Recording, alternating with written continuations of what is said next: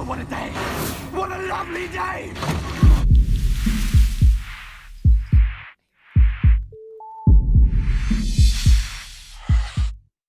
Welcome to Flat Earth Debate. I'm your host, Nathan Oakley, and if you're new to this channel, or you have not done so already, be sure to subscribe and hit the bell notification icon to keep up to date with the Flat Earth Debate. If you would like to support this channel, there is a super chat that runs alongside each of these shows while they're live, and there's a link in the info box below the video once it's rendered. Most importantly, if you'd like to join the discussion, simply mute the page you are currently watching, then click the link in the info box below this video to join the discussion and express your views on the shape of the Earth. If you do join, please don't swear. If you do, you'll be ejected. And if you are, please don't try to rejoin the stream using sock accounts. You'll be warmly welcome back on the next stream. Please also share the show. Sharing the show increases the live audience, of course, but this in turn increases the chances of a more diverse panel. So please share the show. And one last time, if you're new to the channel or you've not done so already, be sure to subscribe and hit the bell notification icon to keep up to date with the Flat Earth Debate. Now, we are joined by Angel, Arwin, John, who else we got? Nummy, Sleeping Warrior, and Mark. How are you all doing? All is good, and it feels like we should be having a nice little circle jerk today. But that means I don't have to move from the sofa, and I don't have to watch the back door. Doing Maybe. well. Maybe. We'll see how it goes. Yeah, let's bust up some globes. Hello, gentlemen. Hey, Mark. I don't know too long, but I just thought I'd come in for a little bit since I have a few more minutes to kill. Good stuff. Yeah. We got sound from Angel. Can you hear us, Angel? Yeah, I'm good. Excellent. What about Arwin? How are you, Arwin? Yeah, doing great. Big shoes to fill today. Globebusters aren't broadcasting. We're taking their time slot, along with probably a dozen other YouTubers. Now Ranty's tipped them all off. Yeah. Yeah, I noticed IPS was doing a Globebusters fill-in episode. There you go. They've all had the same idea. We're trying to Lots of snatch their audience variety. away. Lots of variety. If you're tuning in now and you're expecting Globebusters, worry not. You will be entertained. Well, that was a great show earlier today. It was. I missed it, and I was listening to it at like about an hour ago when I got sidetracked and ended up in a Skype call. But the moon seems to be a hot topic at the minute. I really want somebody to produce evidence that proves that the moon has 3 dimensions to it, depth being the other element, because we see it as a flat disk that illuminates like a flat disk, and it doesn't illuminate like a ball. Where's the evidence that the moon is anything other than flat? I have a problem. I have a problem with that, Anthony. I don't care what problem you've got. Have you got evidence? Well, okay. This is personal experience. If you have a dinner plate, if you're looking at it side on, no, directly on, it's a circle. But if you start to move it in any direction, it becomes an ellipse. The moon is always a circle, no matter where it is in the sky. It's a circle. No, it's not. Okay. The moon is often half crescented. Oh yeah. Listen, you know what I mean. Yeah. If it's a full moon, you get a full moon for probably 2 or 3 days, and no matter where it is in the sky, it's always a circle. It's never an ellipse. And yet, Let me ask you this: go on. see the moon rise and set like the sun. We see it rise in the east. We see it set in the west, and we Yes. call that 180 degrees. Is it really 180 degrees, or are we seeing a smaller section of the sky than what we think we're seeing? The reason why I ask that is, if refraction can bend light so badly, then maybe we're only seeing a small section of the night sky and this atmosphere that we're under, that we do live under. We do have an plane or an atmosphere. Maybe the atmosphere is making us see things that differently to how they actually are. And the reason why I say that is because when you go to the high altitude balloon footage, the sun and the moon look like pinpricks in the night sky. They're not the size that we see them on the ground. Yeah, the You moon get tends to closer get very small. Yeah, they're very small, but you're getting closer to them in theory. So you would expect them to be at least be the same size, but not shrink. So perhaps the atmosphere is making us see things, not just the sun and the moon being bigger, but maybe we're not seeing a whole 180 degrees of the sky, but we think we are because of the atmosphere that we're under. Well, there may be some kind of. It's not enough just to think what we see. Is it really? We're asking people to be logical. It's not what I think I see. Nah. No, but there are some elements. If you're gonna see certain aspects, then that will exclude other things. So, if Well, there are strange anomalies, like the moon growing smaller all of a sudden, or just rapidly changing position when you go up, then that gives a hint that it's not a physical object that is in a specific type of orbit. Whether, yeah, of course, it's not spinning around the globe Earth, but not over a specific circle either. So, it's just if I lived on the equator or the ecliptic, I would see the moon rise in the east and set in the west as one complete circle all the time. But I'm not on the equator. I'm a few degrees north, and yet I see that the moon as a complete circle for about 24 hours in the month when it's a full moon. Whatever it is in the sky, it's a full circle. It's never it's never elliptical. That's not true though. When the sun and the moon are setting or rising, they're not presenting themselves to us the way that they actually are. Forget about the magnification point. But when you see the sun setting, for example, how many times have you seen the sun setting and it goes like it ripples like water, like No, we're not talking about this. We're not talking about the sun here, Andy. We're talking about the moon. Now, at the moment, the moon is waning, but in about 13 days, it'll be full moon. So you and I, we've got cameras. We can go out and take photographs of the moon over a period of time, and it never appears as an ellipse. It's always circular. And you and I are in a very similar, what do you call it, longitudinal? Latitude. Sorry, latitudinal line. So if you can, Yeah, I think you know what I mean. You know what I'm saying. My personal experience is that whenever a circle is slightly at an angle to me, it becomes an ellipse. But, But Mark, but that's only if you take it as a physical circle object, like a literal physical disc. Of course, Yeah, that's what I'm going if you're by. looking from the Following. sideways, you're just looking at a line basically. But yeah, but the thing is, when you see the sunrise and the sunset, we don't see the moon change. We're not looking round the other side of the moon because it's sunrise and sunset, or moonrise and moonset. So what you're saying on the one hand makes logical and reasonable sense, but you would also therefore accept logically that we would see 90 degrees of the moon that we don't see when it's at high moon point. I was going to But say at the moment, I'm looking at the moon, and it's waning at the moment, and the moon suddenly appears after the sun sets. The moon suddenly appears because the night sky goes dark. So about 10 o'clock tonight, if you look up in the sky, you'll see a waning moon appear. But Yeah. Mark, I think you have to look at your all the underlying assumptions, right? Like Arwen's trying to point out, and it's very valid, that we don't know whether the moon is a solid physical object, right? So I don't think anyone here is trying to say that there's no way that the moon could be a sphere, right? It's just that we're just acknowledging the limitations of what we can really know about it for sure, right? So Yes, when we're I making accept that but nominal. not What I have dismissed is that the moon is a disk. yeah, but I don't fine. Air disc Okay, that's fine. seems to be like it is being reflected. That Let is me ask the you this. most primary aspect about it. It just seems like it is a reflection of something. Let It me ask somehow may be, being Arwen, mirrored it may be, in a but way. I need more than just. It may be a reflection. I'm just going by what I personally experience. Yeah, but let me ask you this, right? Somebody was asking about craters that on the moon that Yes. were not there 10 years ago, but now are. And apparently there's the odd one or two, but they're really wishy-washy. I asked Nathan offline, would it not make sense that we could challenge NASA to create a crater on the moon? Like send a missile up there, let it explode, let's see the crater that was created, because it can't be unobtainable, right? It must be possible if it's what they tell us it is. And Nathan said, yeah, but what happens if it's not what they tell us it is, and then we're fucking around with balance of nature? And that's a fair point. But surely, aren't we better off challenging the NASA boys to Well, create you know that they actually did. knowing that they can't do it? You know that they actually did claim to do that, but it was like apparently right at the pole, so that we wouldn't see the crater because it would be like right on the side. So they Of course. didn't do it at the pole.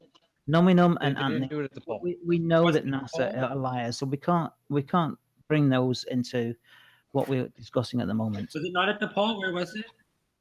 Sorry. There was an area of debate that they felt that there were structures around one of the craters, and they thought that there was a city by the way that it looked. And that happened to be the one spot that NASA miraculously decided to launch a nuclear bomb, and they wanted to do it to ping it like, you would a bell and listen to it vibrate so they could tell whether or not there was water. I don't believe they ever published the results, but they did hypothetically do that on, I think it was September 10th, like 2012-ish.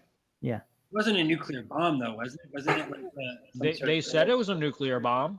Did they? Okay, sorry, I could be mistaken. I'm not clear. My memory on the event isn't perfectly Wait, clear. are we talking about the moon? I don't think Yeah. I wasn't. I don't That's remember insane. I don't remember it being a nuclear bomb. I thought it was like that. It was basically like a defunct orbiter or something like that. I don't know. I can't remember the details. You could be right. Well, the intention, their whole premise was they wanted to like hit it like you would with a ball peen hammer on the side of a bell and listen to it ring. That And then is from just that, crazy. they could tell whether the frequencies that it regurgitated back, just like we do when we're looking for oil and stuff underground, and we do the ground penetrating radar, to sense whether or not there was water on the moon. That was the premise behind it. They picked, I believe it was Hoagland or something like that, that was focusing on one particular area where it looked like roads and like how everything was graphed out, like it looked like a planned community city. And they decided You mean the glass tubes and everything? I was Yeah, into that for a while. That is very fascinating stuff. But there it's was, obviously fake. well, it may have been fake, but whatever the reason, NASA decided to use that particular area as their 0 point for where they say they detonated a nuclear bomb. So hypothetically, if it was a civilization, A, we've pissed them off, and B, if it is just a image that we're looking out in space, they shut people up by saying they bombed it. It's Okay, all. I found the article here, and if this is correct, it wasn't a nuclear bomb, but it was in fact an orbiter.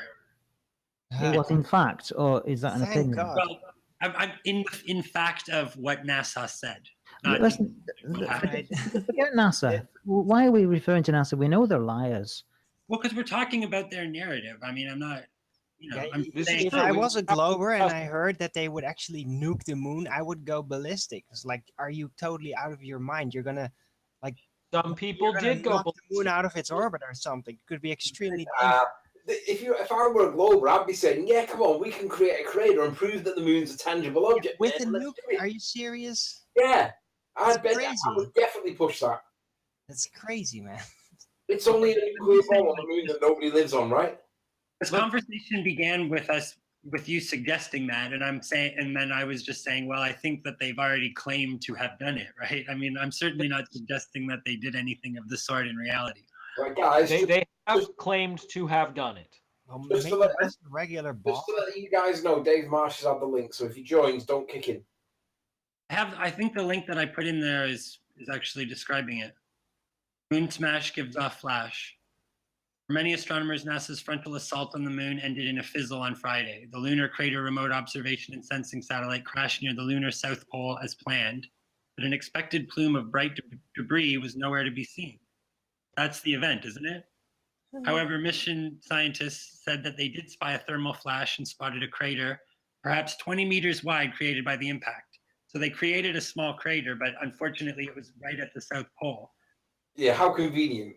Yeah, how convenient. Because what they're saying is that on the poles where there's the least amount of light, that there's frozen water there, because otherwise the water would evaporate when it was exposed to the sun, right? So they're saying that, well, they had to do it at the pole because that was what the whole point of the test was to see if they could melt some of the water that was supposedly there. Yeah, I mean, this is all just a bunch of fairy tales anyways, but I'm just saying. It's an invalid piece of evidence, right? It doesn't address the point in hand. Yeah, Well, we no, did something, but you can't see it. Yeah, Suggesting that they would create a. Yeah, I guess it would have to be a creator. just another story. Yeah, Hi, of course, Dave. it's just another story. I'm just saying that, like, it's interesting that they've already kind of they're a Hey, bit Dave. ahead of. I appreciate the research. Pardon me? I appreciate the research. It's appreciated. Mhm. Well, it's funny. I think I don't know, but yeah, I mean, it would have been.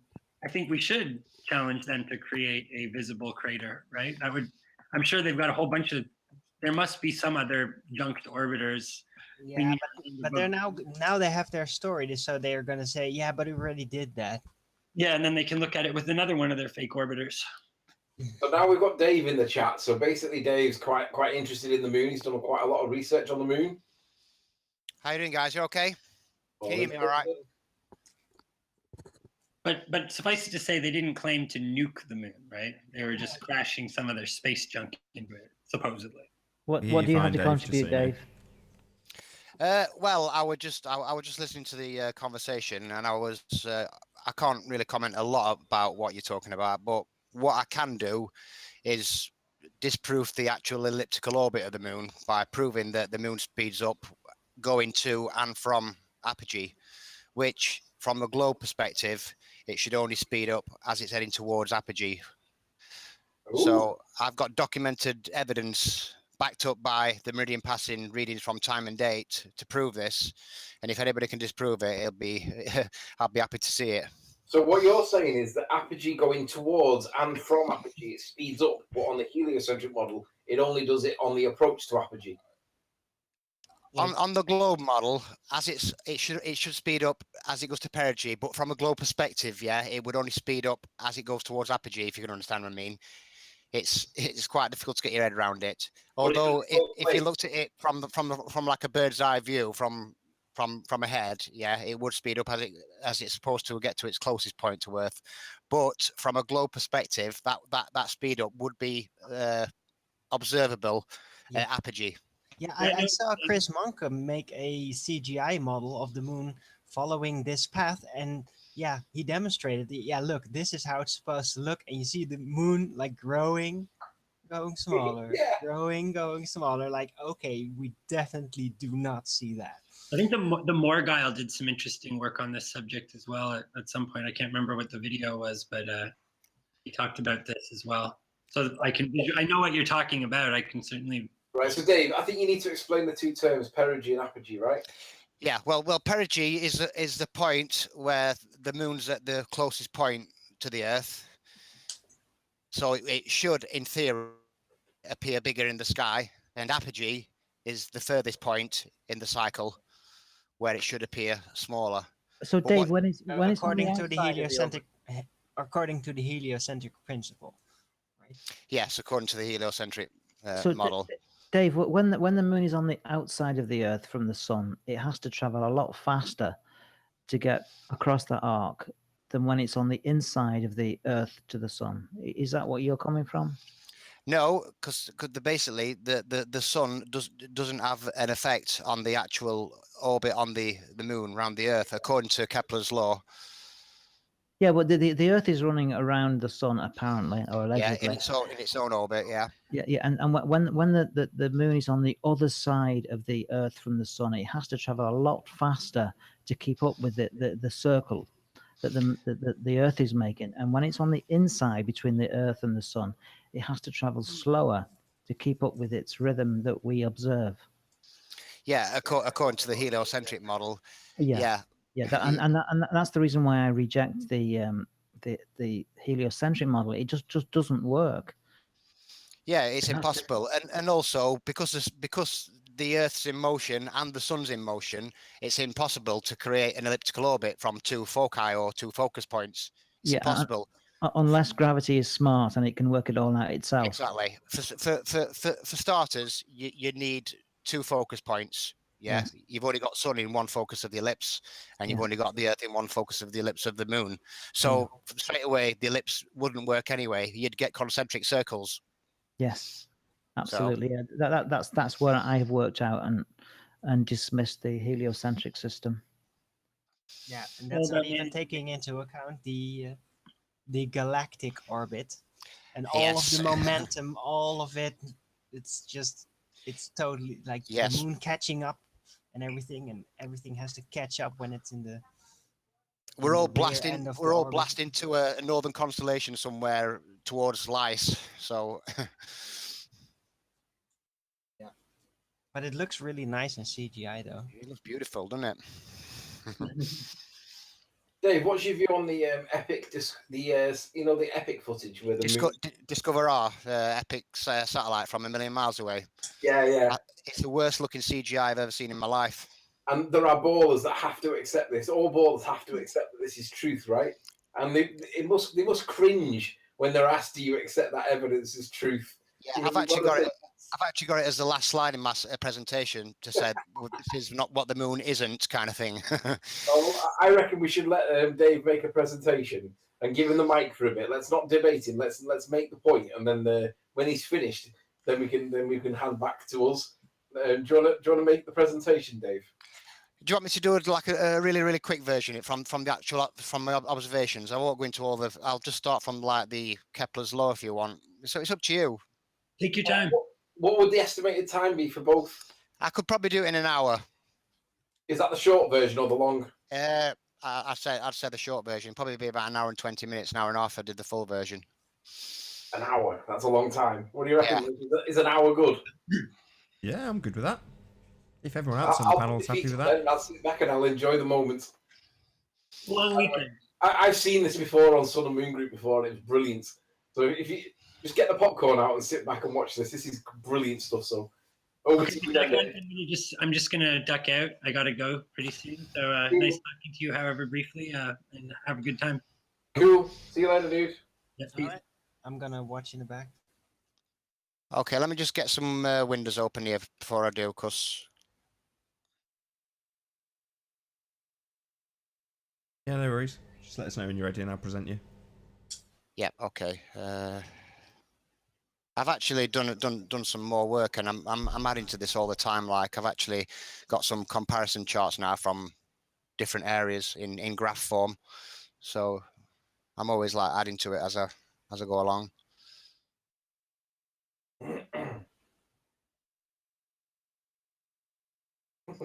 So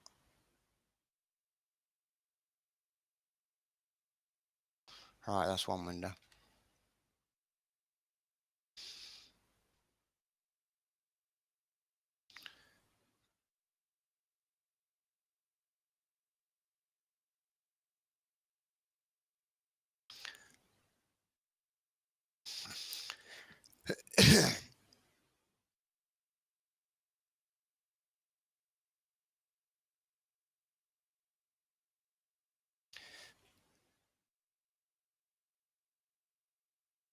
Two more seconds and I'm ready.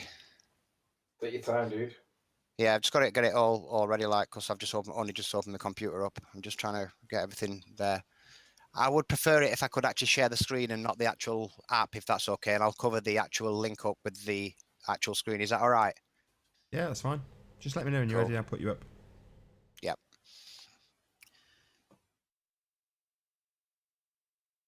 I'll probably open up the link later anyway, so even if it did get displayed, I probably wouldn't be that fussed. It's not like it's set up not to have that happen, so don't worry. Yeah, like I say, it's...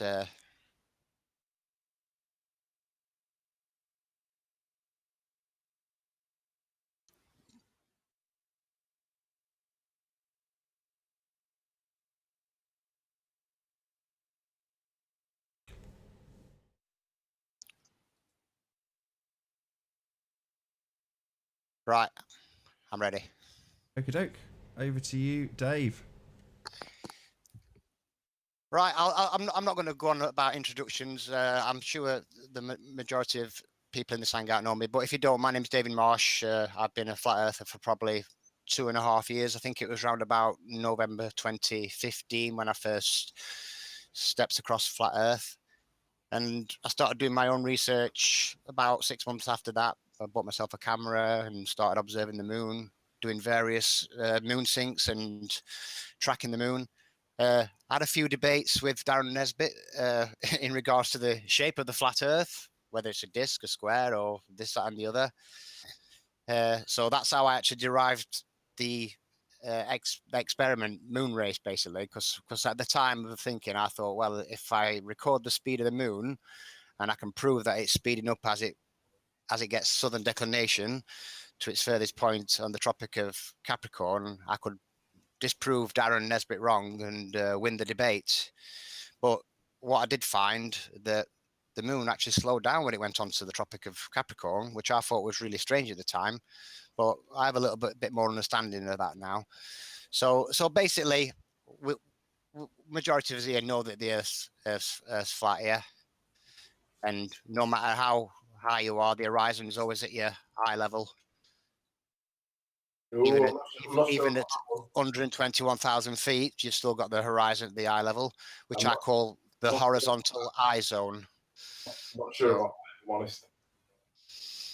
It's not always at eye level, is it? Well, it depends what you mean by eye level, but it's not horizontal. It's what I call eye level anyway. Like I say, it rises with you regardless of the height. So sure. So what I did here, I just basically went onto Google and I typed in images of Earth, and I took a snapshot of the screen, and that is the screen that I got after the snapshot. Now the top ones are all supposed to be real images of Earth. Now, first thing I noticed, not 1-2 image of Earth looks alike. Like I said, there is a few images a bit further down there, what are obviously graphics. You can see that one there, what's a bit oval shaped. I'm sure that's not supposed to be a real picture of Earth, but the top ones are all supposed to be images of Earth. Now, if you can find me a real image of Earth, I'll be happy to see it. And you can throw the 1972 Apollo images towards me, and I'm not even going to accept them, because no two images look alike. I mean, if you look at the second image, look at the side of America on that one. It covers half the globe. So, and you'll probably be aware of this guy, Rob Simon, the guy who actually creates the Earth for NASA. He has been quoted in saying, basically, he takes a flat map. Because it has to. Yeah, Photoshop, because it has to be. And he wraps it around the globe. Rob Simon, aka Mr. Blue Marble. Yes. And it's Photoshop because it has to be. So what we're told then, so we're told that we live on a globe. Yeah, and we're orbited by a single satellite, which we call the moon.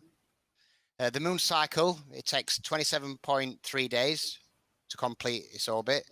But interestingly, the phases take slightly longer at 29.5 days. The reason for this is because the cycle is related to the sidereal day, which is 23 hours, 56 minutes. That's for the star to occupy the same spot the following night. And the phases are related to the sinusoidal day, or the solar day, which we all know is 24 hours. There is a number of different cycles in there. I can't remember them off the back of my head, but you've got a cycle from perigee to perigee, which is 27.5 days.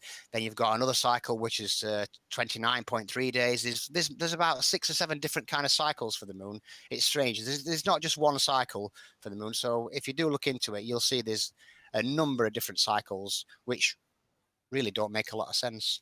But I'm just going to stop it here. Now, if you look at that little globe in the corner there, what you will notice is that moon there is in the path of light. Now, I'm sure many of you have seen a crescent moon at night time. What I would like to know is, one day after a new moon, when you can just see a little smidgen of a crescent moon, how the hell can you see that at night time when it should be in the path of the sun? It should be impossible. But night after night after night, just after new moon, or as it's just coming to new moon, you'll see a crescent moon at night time.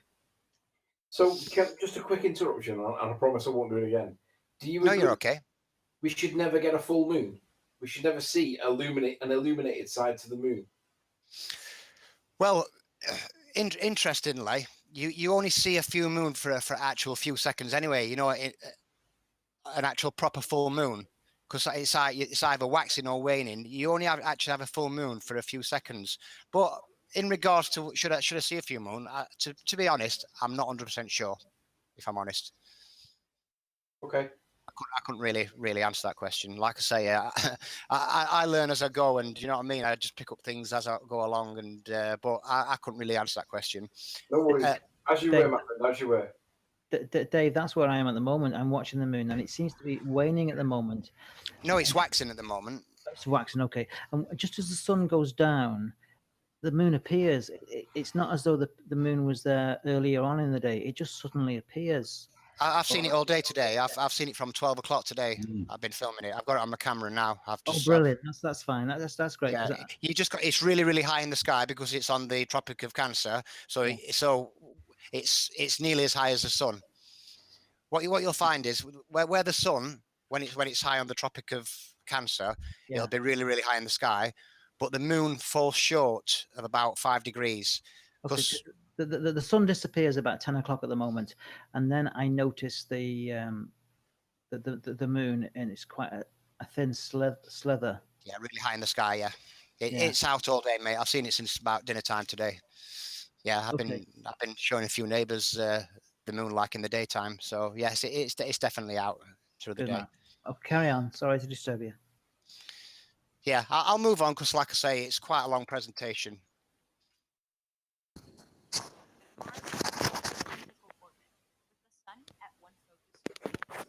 Although he chose to listen first, Kepler only came to this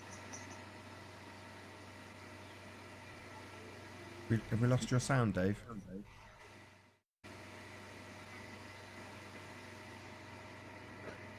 We've lost something there, gentlemen. I don't know if something's gone wrong with Dave's sound, but we can't hear you anymore. This looks really interesting. Look. Oh no, Dave! No, this is the good bit with the second pivot point with regards to Kepler's law and orbital motions in a. This is the good bit, and he's lips. Sorry. Good evening, guys. Hey, Hola. Hey, Adam. Good to have you. All right, dude. Adam from Iron Realm Media. Give your channel a plug. I really enjoyed Friday's show. Oh, it was a cracker, wasn't it? It was excellent. All about gyroscopes. Fantastic. You ever see? It's very. I'm struggling, honestly, to have a point where all of us were in awe of the guest. But all of us were just.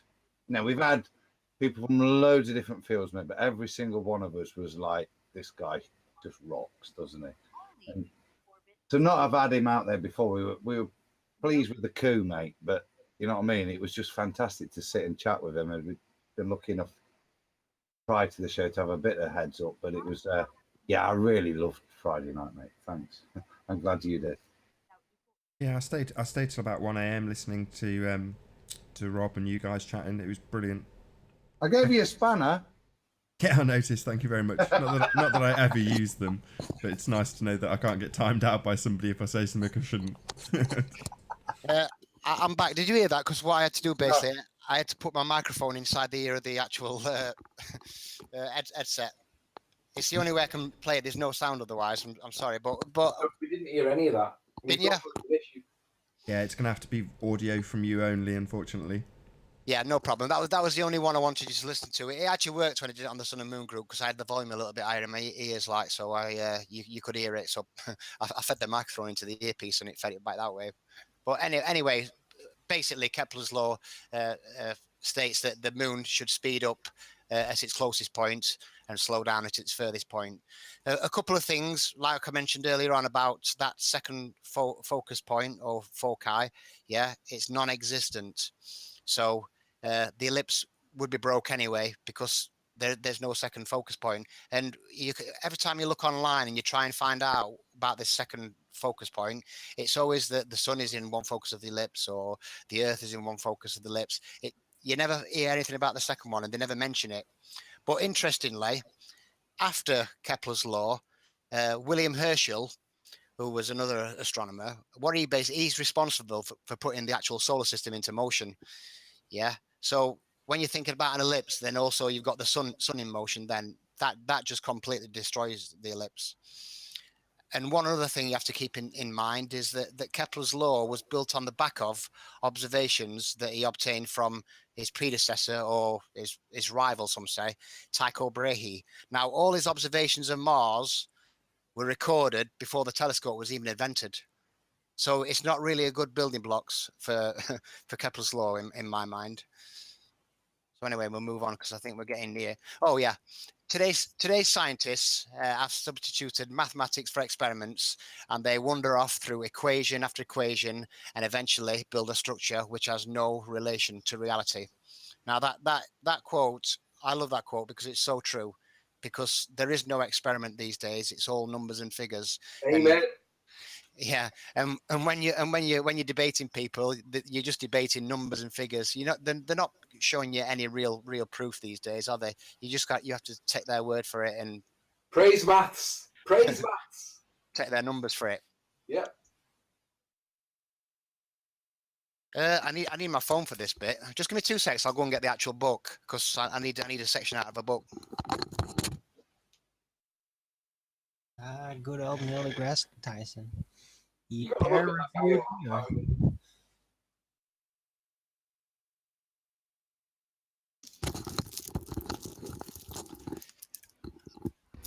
I'm actually taking this book out of the packet, and it's only been out once before ever.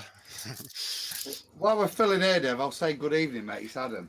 Oh, how you doing, Adam? You're right. I thought I heard your voice when I was trying to feed that earpiece, that mouthpiece through the earpiece. Yeah, not bad, mate. Are you? Yeah, I'm good, mate. I'm good. Yeah.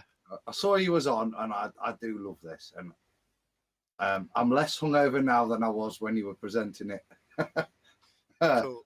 a few weeks ago. So I thought I'd jump in and just listen through this, bro. So yeah, enjoying it so far, mate.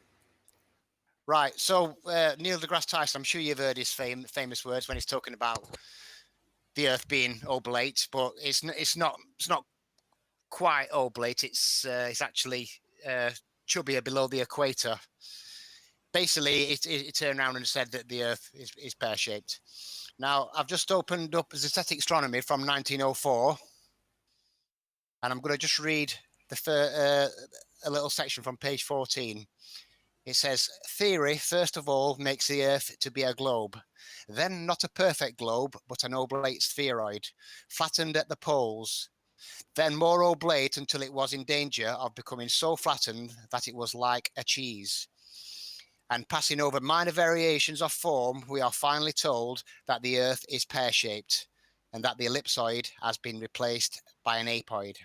What shape it may assume next, we cannot tell. It will depend upon the whim or fancy of some astute and speculating scientist. That's from 1904. So next they'll be telling us the Earth's shaped like a shiitake mushroom, and we'll have to believe it because they've said it. Has somebody got some feedback going on? Oh, it's probably me. Sorry, Dave.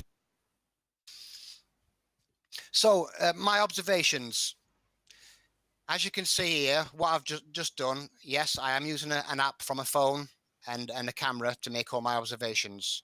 What I just wanted to show here that is the app I'm using is quite accurate. I've basically laid a compass down here and I've just took a snapshot of the actual compass to show that the app is pretty accurate. Basically point the compass at north and took a picture and you can see. So all the observations I made were from my old house in Ripley. Can I just say as well, don't we have a declination adjustment of 1 degree? What I did, I just left it, mate. 1 degree to me for what I'm doing is, if you've ever held one of their maps up towards the moon and tried to take a snapshot, mate, it's... No, what I'm saying is the compass is showing almost north at 360 or 0, but it looks like it's off by 1 degree. And what I'm saying is the declination adjustment for the UK is 1 degree. It's probably why it is off then, mate, because I didn't adjust the declination for it. I have played about with that declination in the app, but I just left it at 0, mate. It's a lot easier for me just to work that way, because when I did set it for 1, I was about 4 or 5 degrees out when I kept aiming it, so I just left it at 0 in the actual settings in the app. Like I say, it's accurate for what I want to do. 1 or 2 degrees. I'm just trying to basically say that the moon is in that spot, relative to where it is on the moon calc or time and date, say. But yeah, like I say, it's accurate enough for what I were doing. So all my observations were shot using the Nikon Coolpix B700. I don't really like the P900 because it's too big, and it's got quite a few extra features on the B700 because it come out a few months after. So I shot all my observations from the same location, at the same zoom length, and at the same frame rate. I always shot it at 1080, 60 frames a second. So I kept all my observations all the same kind of thing, consistent. I was looking for the word.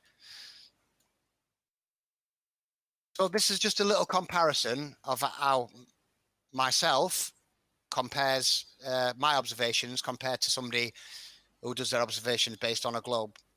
Now, I'm sure many of you who've started researching flat Earth have looked into the law of perspective, and we do know that when an object is closer to us, it will appear higher, or when it's further away, it will appear lower. That's how I've been judging my observations with the moon. When the moon is high on the Tropic of Cancer, I say that's closer to me. When it's further away on the horizon, I say it's further away. From a globe perspective, that's slightly different, because when the moon's high on the Tropic of Cancer or low on the Tropic of Capricorn, it's nothing to do with it being close or far. It could be at perigee and still be high on the Tropic of Cancer in their model. It's the reason why it appears high is that 5-degree inclination. Now that's similar to the Earth's 23.4-degree tilt in regards to the sun. It's the same in the globe model for the moon. As you can see, that 5-degree inclination there. Interestingly, I was mentioning before that the moon falls short of the tropics by about 5 degrees. So whereas the sun deviates at 23.4 degrees from the equator, the moon only deviates about 18.5 degrees. That's where that 5-degree inclination comes in for it, because it falls that 5 degrees short in the globe model. So that's where they've actually got that 5 degree from. And this is a picture I took from some of you might recognize it from the hotel in Birmingham. I come into the corridor. I thought, oh, that'll make a good picture for demonstrating the law of perspective.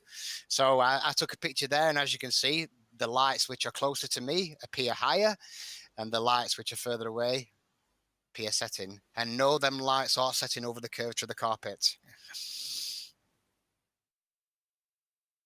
It's not just that, Dave. It's the way the carpet raises up. If you go back, it's a really good photo of that, mate. The carpet raises above. Look at that. That's fantastic. And it's just like Soundly's Pontchartrain stuff. It's just, I can see the curve. The curve of the carpet. Maybe the hotel's curved. So moving on to my first observation, I think it was on the 3rd of March, 2017. I waited till the moon was on or around the Tropic of Cancer. I'd just like to thank Jenna Fredo for this time-lapse video. I got permission off her so I could use it. So my first observation on the 6th of March 2017. As you can see, I took a snapshot of the moon. It's a waxing gibbous. I also took a snapshot from NASA's Lunar Reconnaissance Orbital platform. This is basically their model of the actual moon, taken from all their information they collect from the satellite what apparently orbits the moon. And as you can see, the moon here is heading towards apogee. It's actually at perigee. What you'll find in the globe Earth model as well, sometimes the moon will reach 28 Earths away from the moon, and sometimes it'll reach 32 Earths away from the moon, and sometimes it falls a little bit shorter either side. But the interesting thing here is that the moon is relatively at perigee, so we'll keep an eye on that. And as you can see, the phase is basically exactly the same. I couldn't get the time absolutely perfect, but it's round about there. I also took a snapshot with an app called Dioptra, which you can get off Android. They have a similar app on iOS. I think it's called Theodolite, if I'm correct. And what you'll see, when I make my observations as well, I should have said this earlier on. I always try to catch the moon at my zenith, which is always 180 degrees south. So That's why I always wanted to catch it there, to be consistent through all my observations. Because so thought if I catch the moon when it's rising, it may rise a little bit faster, or it may set a little bit faster. Because I know that in places like South Africa, the moon does rise and set really, really fast. Well, it appears to. So I thought I'd catch mine at zenith, 180 degrees. As you can see there, my reading azimuth was 187 degrees south, and my declination angle, which is there, is 56.1 degrees, which is fairly high in the sky. You have to break your neck to see the moon when it's that high. What I did then, I went on to Mooncalc, and I actually see if my readings were matching up with what their readings were saying. As you can see there, the moon horizontal angle, they call it, is 183 degrees, and the moon elevation angle is 55. We'll just click back to mine. Mine was 187 and 56. What I found is as well, calibrating the gyros inside a smartphone is not an easy task. You may think that you just rock it up and down or backwards and forwards, but basically you got to swing it around like a madman. You know what I mean? I was in the garden making figure eights, doing backflips, doing all sorts to try and get it level, because I knew it weren't accurate sometimes, because I pointed there and it was about 20 degrees out. So you have to really, really, really try and swing them around to get them accurate.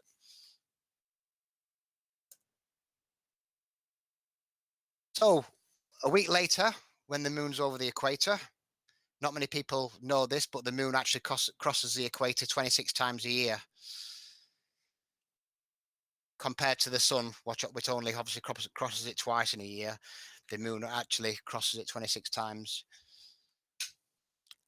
I'm just going to click back onto that one. What you will notice as well, the moon travels in a fairly straight line when it's on the equator. When I'm talking about the equator, I'm talking about the celestial equator. Yeah, not the geographical or the invisible line on the globe. I'm talking about celestial, not terrestrial. There you can see nearly a full moon on the 13th of March, 2017. And there you'll see the comparison to NASA's moon phases. Now you'll see that the moon is actually moving away towards apogee. So in their model now, what we should see from an observer's perspective, you should see the moon speeding up. Because remember, when the globe's spinning and the moon is actually going a slower point in its cycle, it will appear to speed up. It's quite difficult to get your head around this, but I have run this past Chris Monk-Seeley, and he confirmed to me that is the actual fact. From a globe perspective, it would appear to speed up at apogee and not perigee. It would actually retrograde when it's at perigee. And again, took another snapshot at my zenith, which is south. My reading on the app for that night was 182 degrees, and my declination angle, as you can see now, it's dropped. It's now at 39 because the moon's on its southern declination. There you can see that straight line I was talking about from that time lapse I captured myself last year.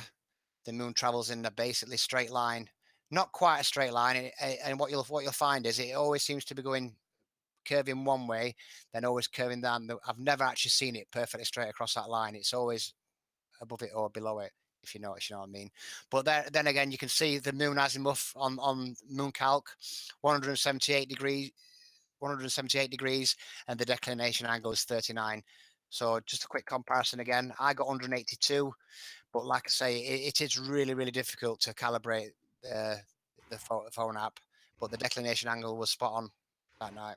Dave, can I interject again there on that picture? Yeah. When we was at the conference, I was sharing with you some pictures that I'd taken of the moon where I was getting, I don't know if you can just go back to that image, but I was sharing some images with you where I'd got the, what's the phrase, excuse the English, to be honest, but the luminosity of the moon, the brightness of the moon in one part of the photograph, and the actual physicality of what you would call the moon in a separate part of the same image. Is that what we're seeing there? Yeah, I've got that. I've got an image what in the presentation. What I'll show that later on. I've actually captured that. Well, I haven't captured it myself. I actually got this photograph from a friend, but it's the same principle. Yeah, you've got that reflection of the image of the moon. Yeah. Sorry to knock you off track, mate. It's I've just okay. seen that on that picture then. I've got it in the presentation, mate, so we'll come across that. Like I say, 178 there, a few 4 degrees out on the azimuth, but spot on the declination angle. So another week later, roundabout, the moon, you'll see now that the celestial equator there, but the moon is below the celestial equator in what I called the southern circuit. I'd just like to thank my good friend Jose Manuel Silva. He captured that time lapse from Portugal. And there you go again, the moon on the 21st of the 7th, 2017, 21st of March. As usual, what I did, I took another snapshot from NASA's Lunar Reconnaissance visualization. And you'll see again that the moon now is heading towards apogee.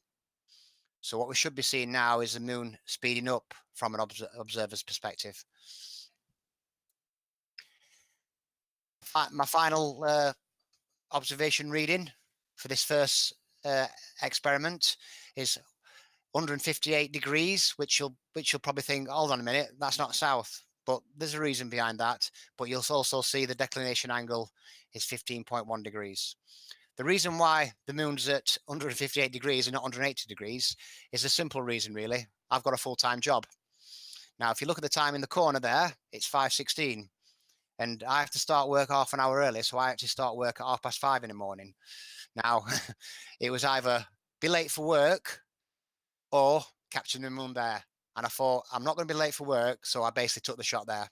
It doesn't make a hell of a lot of difference, I don't think, but that's the reason why I didn't catch the moon south. Basically, I've got a full-time job, and when you've got a full-time job, a family, and you're trying to make these observations, you know what I mean? You're trying to squeeze a lot in a 24-hour day. And again, you'll see my readings compared to MoonCalc, 159 degrees with a declination angle of 15.1. So 158 and 15, spot on nearly that time. And what I did basically, I basically raced all the moons against each other. Let me just go into full screen here.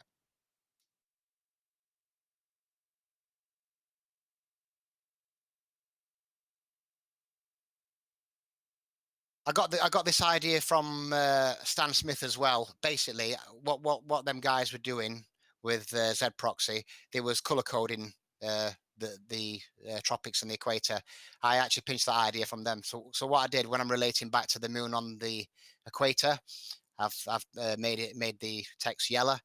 When I'm referring back to the moon on the Tropic of Cancer, I've made it red, and the Tropic of Capricorn blue. It's just a reference. As when I'm referring back, it makes it a little bit easier and a little bit easier to recognize.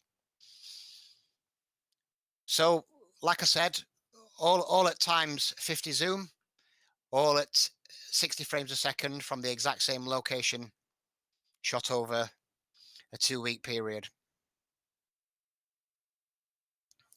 What I did notice, and I thought quite strange, although the moon was on the Tropic of Cancer, it did appear slightly smaller. If you look, it looks a lot smaller than it did there,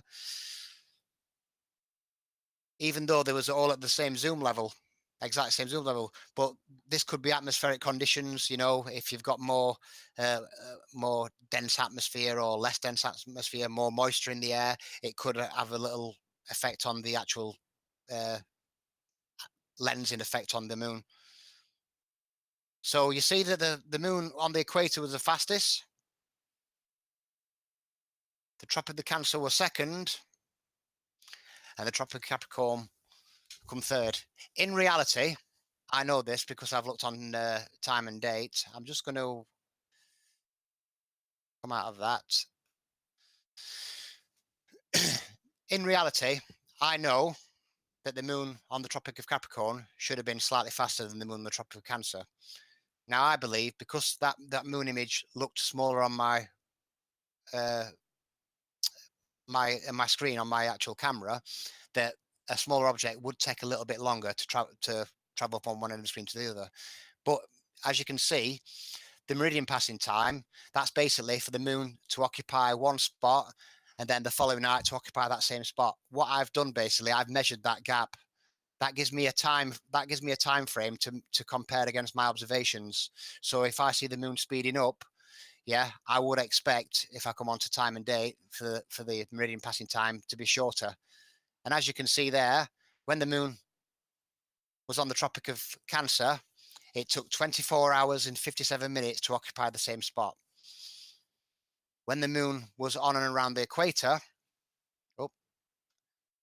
it took 24 hours and 45 minutes. So clearly it's speeding up because it's taking less time to occupy the same spot the following night. And when it was on the Tropic of Capricorn, it slowed down again. What I will show you now is somebody said to me, yeah, the reason why the moon will slow down when it's on the Tropic of Capricorn is because, like, due to parallax. So I thought, fair enough then. What I'll do, I'll take readings from different locations. We know that the readings I'm taking relatively match up with moon calc and time and date. So what I did, I punched in the location for a place called Pontianak in Indonesia, which is smack bang on the equator. Now, if you look at these times here, you'll notice the times are nearly identical. Even from their location, the moon took 24 hours and 57 minutes to occupy the same spot on the 6th and 7th. It speeded up on the 12th. If you notice there, it's actually 24 hours, 46 minutes there. But because of the time difference, I bet if you match the times up, it would actually be 24 hours, 45 minutes. And there again on March 21st, it took 24 hours, 49 minutes. I even went a step further then. I went to the furthest point on the plane where we can actually have observations verified. And that's a place called Ushuaia in southern Argentina. Funny enough, it's on the exact same opposite latitude as the UK, but in the south. And guess what? You get the exact same readings again. So even from their perspective, when the moon is nearer them, you're getting the exact same readings. It doesn't matter where you are on the plane, you will get the same readings on the meridian passing time everywhere. It's not just from one location. And what I did as well, just because I had plenty of time on my hands, I actually measured the meridian meridian passing when the moon was on and around the tropics and the equator for a full year. So as you can see, all them in yellow there is when the moon's heading from the Tropic of Cancer to the equator. What you'll notice is it always speeds up at that point. And as you'll see again, when the moon's heading from the equator to the Tropic of Capricorn, it slows down again. Interestingly, there's not a lot of change in speed when the moon heads back from the Tropic of Capricorn back to the equator. It stays at relatively the same speed. Can I ask a small question? Yes. What exactly do you mean with speeding up? Well, angular speed or how? Well, observable speed. It goes against the model. This is the whole point. Correct me if I'm wrong, Dave. This is the whole point of your presentation, right? Yes, because like I said, my observations have evolved as I've gone along, and I'm finding new stuff out all the time. You know what I mean? On my first observation in my first moon race, I didn't even look at Kepler's law of planetary motion. It never even entered my head. But as I go along and I start digging, I'm opening new doors, and this is what I found out. Now all these can be verified on time and date. Yeah. No, but is it how the speed is basically derived? Is it through the angular speed? No, the time. Or just the overall path that it motions. Well, the observable speed I've actually recorded myself. It's actually you'll see in a minute when I do my other 3 observations. It's observable speed. So but that must be angular speed then. Like how fast your camera has to turn basically during the observation, correct? Yes. Okay, that is basically angular speed. That's very fascinating. Yeah. So let me summarize this and correct me if I'm wrong, Dave. What you're saying is that when the moon's approaching perigee, which is when it's at the closest point to Earth, it should speed up. However, on the heliocentric model, when it's leaving perigee and it's going back towards apogee, it should slow down, right?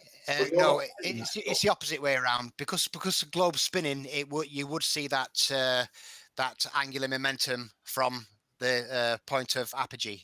Yeah. What I'm saying is it should speed up on the approach and then and slow back down as it leaves. Is that right? Yes, it should. But you're finding that it speeds up as it leaves. Well, yeah. When I make my other observations backed up by the meridian passing readings, you'll see in a minute. We'll get to that. What I want to show you is, though, basically I pumped all them numbers into a graph, and what it did, it produced that graph there, which looks like an ECG reading. In fact, the guy who set up all the recording equipment at the convention, he actually works in a hospital, and he says that's basically an ECG reading. Exactly. Now, we know that if we die, touch wood, that to bring us back to life, if we have a heart attack or something, they need electricity. You know what I mean? Everything around us is electric. Yeah, the sky, everything. Now, is it just a coincidence that when I put them numbers in, it come out like an ECG reading? I don't know, but there is like a pattern to it, which is quite interesting.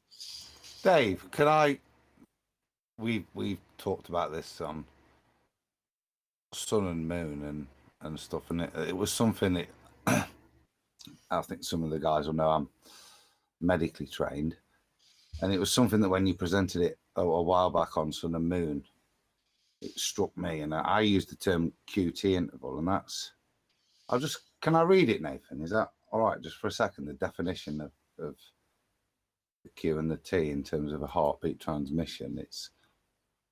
Yeah, cool. Go ahead. After each heartbeat, your heart's electrical signal in preparation for the next heartbeat. In long QT syndrome, your heart muscle takes longer than normal to recharge between beats, and it's so basically when you see that ECG machine with it's like a capacitor.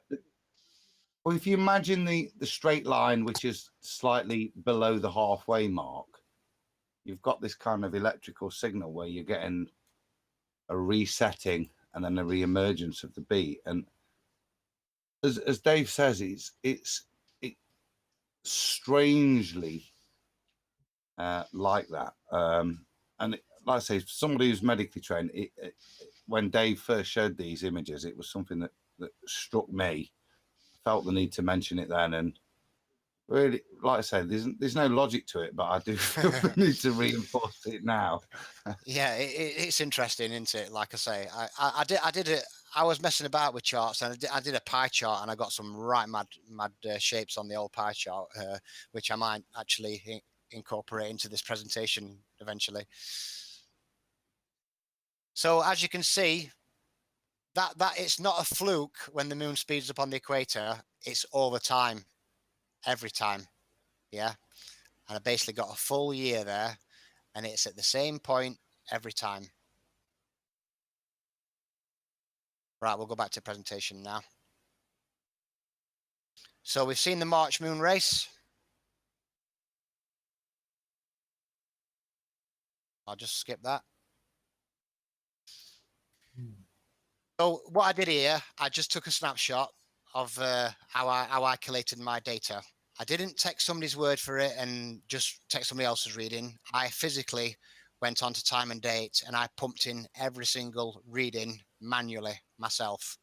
And then I got my good friend Robert Scott, who transferred it all onto a spreadsheet for me, and then I've just built up the spreadsheet as I go on. So that's how I found the meridian passing. I basically look when the moon is at zenith, because that's when they always base it on, and all I did is time them 2 points, and that gives me a time frame. And you can see, oh, I'll leave it now anyway. And this is just a quick time lapse of me sat on the computer collating that data. I just wanted to show you that, you know what I mean? I'm not just taking anybody's numbers for it. I'm actually, yes, I'm taking time and dates numbers for it, but I'm actually taking the numbers physically myself to put them into my data.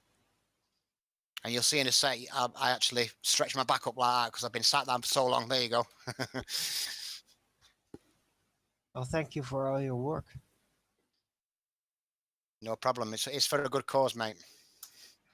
Is that the end of the present? There's more, right? There's more, mate. There's more. Okay, cool. Yes. We're about halfway through, I reckon. Cool. No rush whatsoever. Got all the time in the world. Okay. So we've seen from an observer's perspective that when the moon leaves the Tropic of Cancer, it speeds up. And then when it leaves the equator, it slows down. Now, it's not a fluke or it's not a one-off. This happens regular.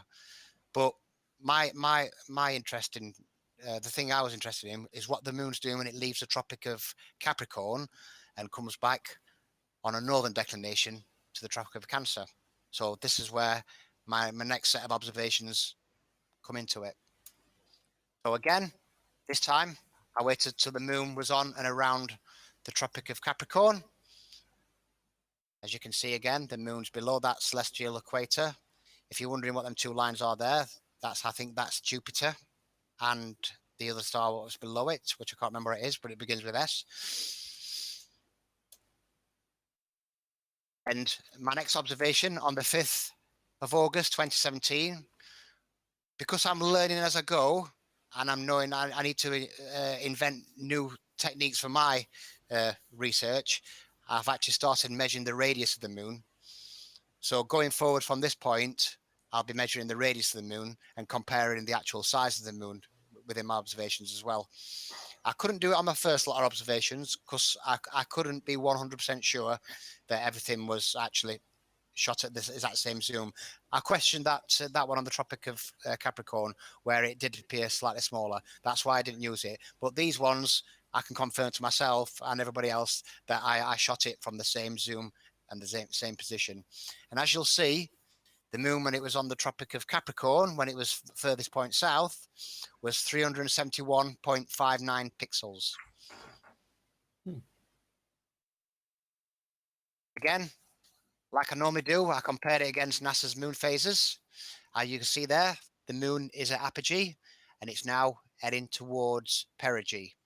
Now remember, the moon should speed up, which I've shown when it's going from the point of perigee to the point of apogee on a globe.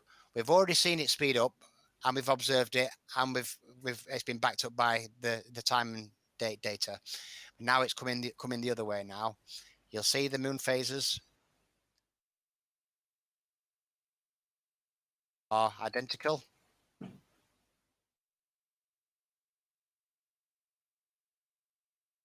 And again, took about to reading. You'll see there, 177 degrees. Again, I'm trying to catch it at zenith, and the declination angle, because the moon is low on the horizon, is only 18 degrees from the horizon. Also took a snap of moon calc, and as you can see, 178 degrees, moon azimuth, and 17.35 declination angle. Just click back, you'll see 177, 177, and 18 degrees. So my observations are actually getting a little more accurate. If you look at the first observation to this one now, I'm actually improving. I'm taking more time because I know that it's important to try and be as accurate as possible. Again, we've seen this one from before. I just used the same basal time lapse. This was an interesting time lapse because it was just turning daytime as well, like in the morning, like as I shot it. So it was quite good. There you can see the daytime coming. And again, on the my second observation on the 11th of August, 2017, notice the time, yeah, 3:50 in the morning. You know what I mean? You've got to get up to catch the moon at certain points. If you miss that point, then you can wait up to a month to catch the moon in the right position again. And so it's imperative that you capture the moon at the right time. As you can see, it's 389.53. So even though the moon's coming towards perigee, it is actually getting bigger. So it actually fits the globe model at this point. And then again, you can see that moon is coming towards perigee again. Same phase. And there you get there again. About to read in 179 degrees, nearly smack bang on zenith, and the declination angle now is getting higher in the sky, and it's at 33.8 degrees from the horizon.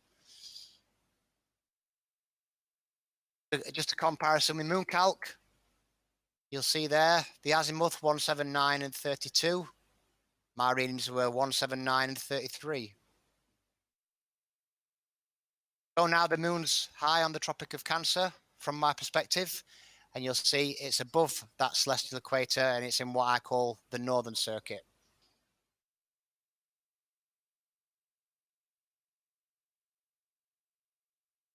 This is an interesting picture for two reasons. First thing I noticed when I actually measured the moon is that the radius of the moon had shrunk. Now, I can confirm to you and myself that I did shoot the moon at the exact same zoom on my camera, but it did appear smaller when the moon was high on the Tropic of Cancer. Now, I think there's a reason behind that, and that reason is atmospheric lensing. Because when you're looking at the moon, when it's towards the horizon, you're looking at the moon through more layers of atmosphere. But when the moon's high in the sky, from our perspective, you're looking at it through less layers of atmosphere. So Yeah, that makes sense. We'd call that atmospheric lensing, but ballers would call that refraction. Yeah. And Yeah, now the sun kind of does the same thing when it sets. exactly. It also becomes bigger. So Yeah. If you go outside now, look at the moon, you'll see it's really, really high in the sky, right? And I bet you when it looks pretty tiny compared to where it does when it's near the horizon. It'll look so. It's very difficult to believe the globe model when they say the moon should be bigger when it's closer, because Dave, yeah. So is there not necessarily a relationship, but a correlation between Cancer equator and Capricorn and the size of the moon?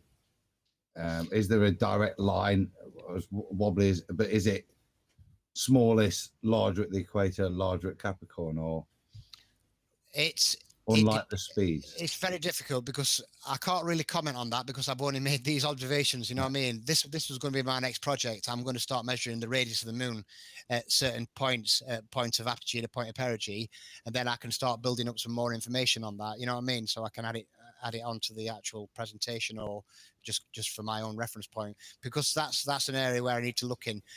Clearly, from my perspective, when I shot the moon on the Tropic of Cancer, it appeared smaller. But I would expect that when I'm looking up at the moon and it's really high in the Tropic of Cancer, because the higher it gets, the smaller it seems to appear. That's interesting. If you add that from, well, maybe not from Ripley anymore, mate, but you know, from Ripley, from somewhere in the equator, and from somewhere on the tropics as well, and to do the comparative moon sizes. That would be brilliant, but they would all have to do it at their zenith. You know what I mean? We couldn't do a sync one. It'd have to be at their zenith to get the actual size. Because like I say, when it's rising, it's going to appear bigger. When it's at zenith, it will appear its smallest, I would imagine. So every observer would have to shoot it at the zenith. That's the good thing from your observations, Dave, that you seem to have. We're kind of musing over this atmospheric lensing stuff, but you seem to have intuitively gone for zenith to minimize that effect. Whether that was genius or luck, I don't know, but it seems a very intelligent way of the time you took the photos. Should we call it genius? Yeah, we'll go with that, bro. So as you can see again, when the moon was on and around the Tropic of Cancer, it's getting closer according to the globe model. There you go. So it's gone from apogee to perigee. This is just a quick helio confirmation. According to their model, when the moon is at perigee, the moon is closer to the Earth and looks slightly larger. Now, I'm going to have to disagree with that for the simple reason, if the moon's high on the Tropic of Cancer at apogee or perigee, it's going to appear the same size, isn't it? How can you compare it with all the different atmospheric conditions? Yeah, you've just got to take NASA's word for it, because they're saying it is bigger. But clearly, when the moon is on the Tropic of Cancer, from my point in the UK, it appears smaller, and it always will do. That's weird.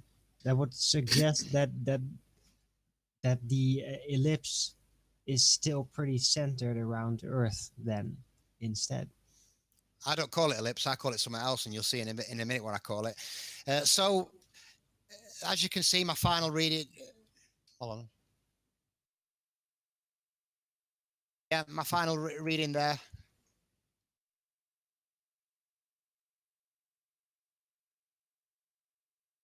Sorry, I went the wrong way. Sorry.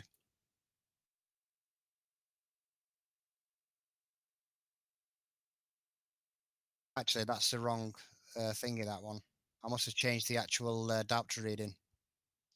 I'll come back to that because, yeah, for some reason, I've changed the actual diopter slide. For No some worries. reason. I'll come back to press on regardless. Yeah, so basically, when the moon, obviously, from my perspective, is eye on the Tropic of Cancer, and as you can see, oh no, that's right, yeah. Moon azimuth is 144. Yeah, that's right. It's all right. I'm being stupid. It's because I didn't catch it as zenith. That's why. It's all right. I thought I'd got the wrong slide in there, but same again for the same reasons like before. You know what I mean? I have got. I haven't at the time now, but at the time, yeah, I had a family, I had a house, I had. I've still got a full-time job, so you know what I mean. I couldn't always catch the moon at zenith, but as you can see again, the declination angle 48 degrees. The moon is quite high in the sky. Yeah, but I caught it at 144 and not at 180. And there's the comparison with Mooncalc. I lost my train of thought then. I'm back now. So yeah, as you can see, 144 and 48 spawn. So then again, I race the moon against each other. What you will notice this time, when the moon enters frame, it doesn't overexpose like it did on the first observations. This is because I'm learning all the time. You know what I mean? I've got this camera and I've learned to use the exposure and aperture lock, which stops it from overexposing as it enters frame, which visually looks better. And it just gives you a little bit more accuracy when obviously judging it to enter the frame.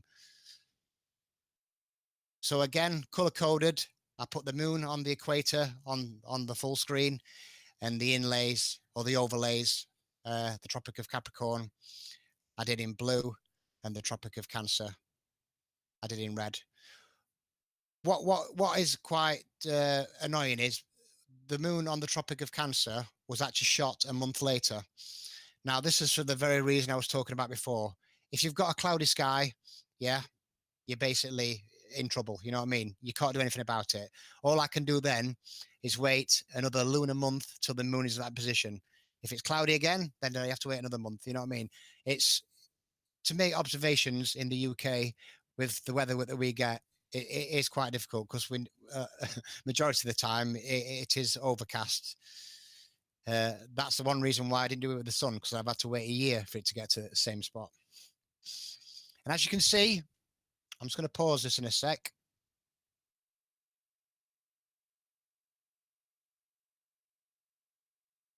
Did you notice how long that moon took on the Tropic of Cancer? It seemed to take forever to get there. But as you can see, the equator, 5 minutes 20 to enter my frame and reach the other end of the screen.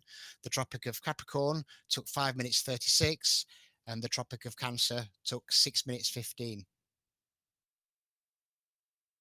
So results. I'm just going to go back into my spreadsheet.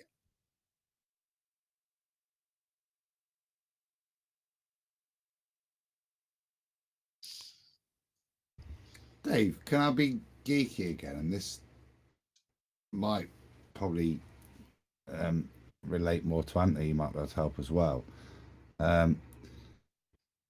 Whenever I'm doing my P900 shots with stuff, I know you're using a slightly different reduced zoom, and it might be beneficial in this sort of circumstance. You've got better clarity and a full moon at full zoom. I find that the transit is quite angular. It's very hard. You seem to have lined up there a very lateral transit. How did you achieve that, mate, in terms of measurement? Trust me, it's I can actually give you a demonstration. It's nearly impossible, mate, but I'll give you a demonstration of.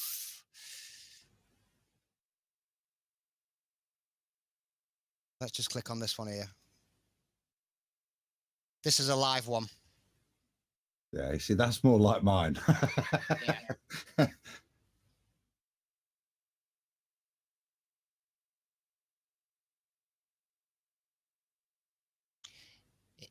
It gets easier the more you do it, but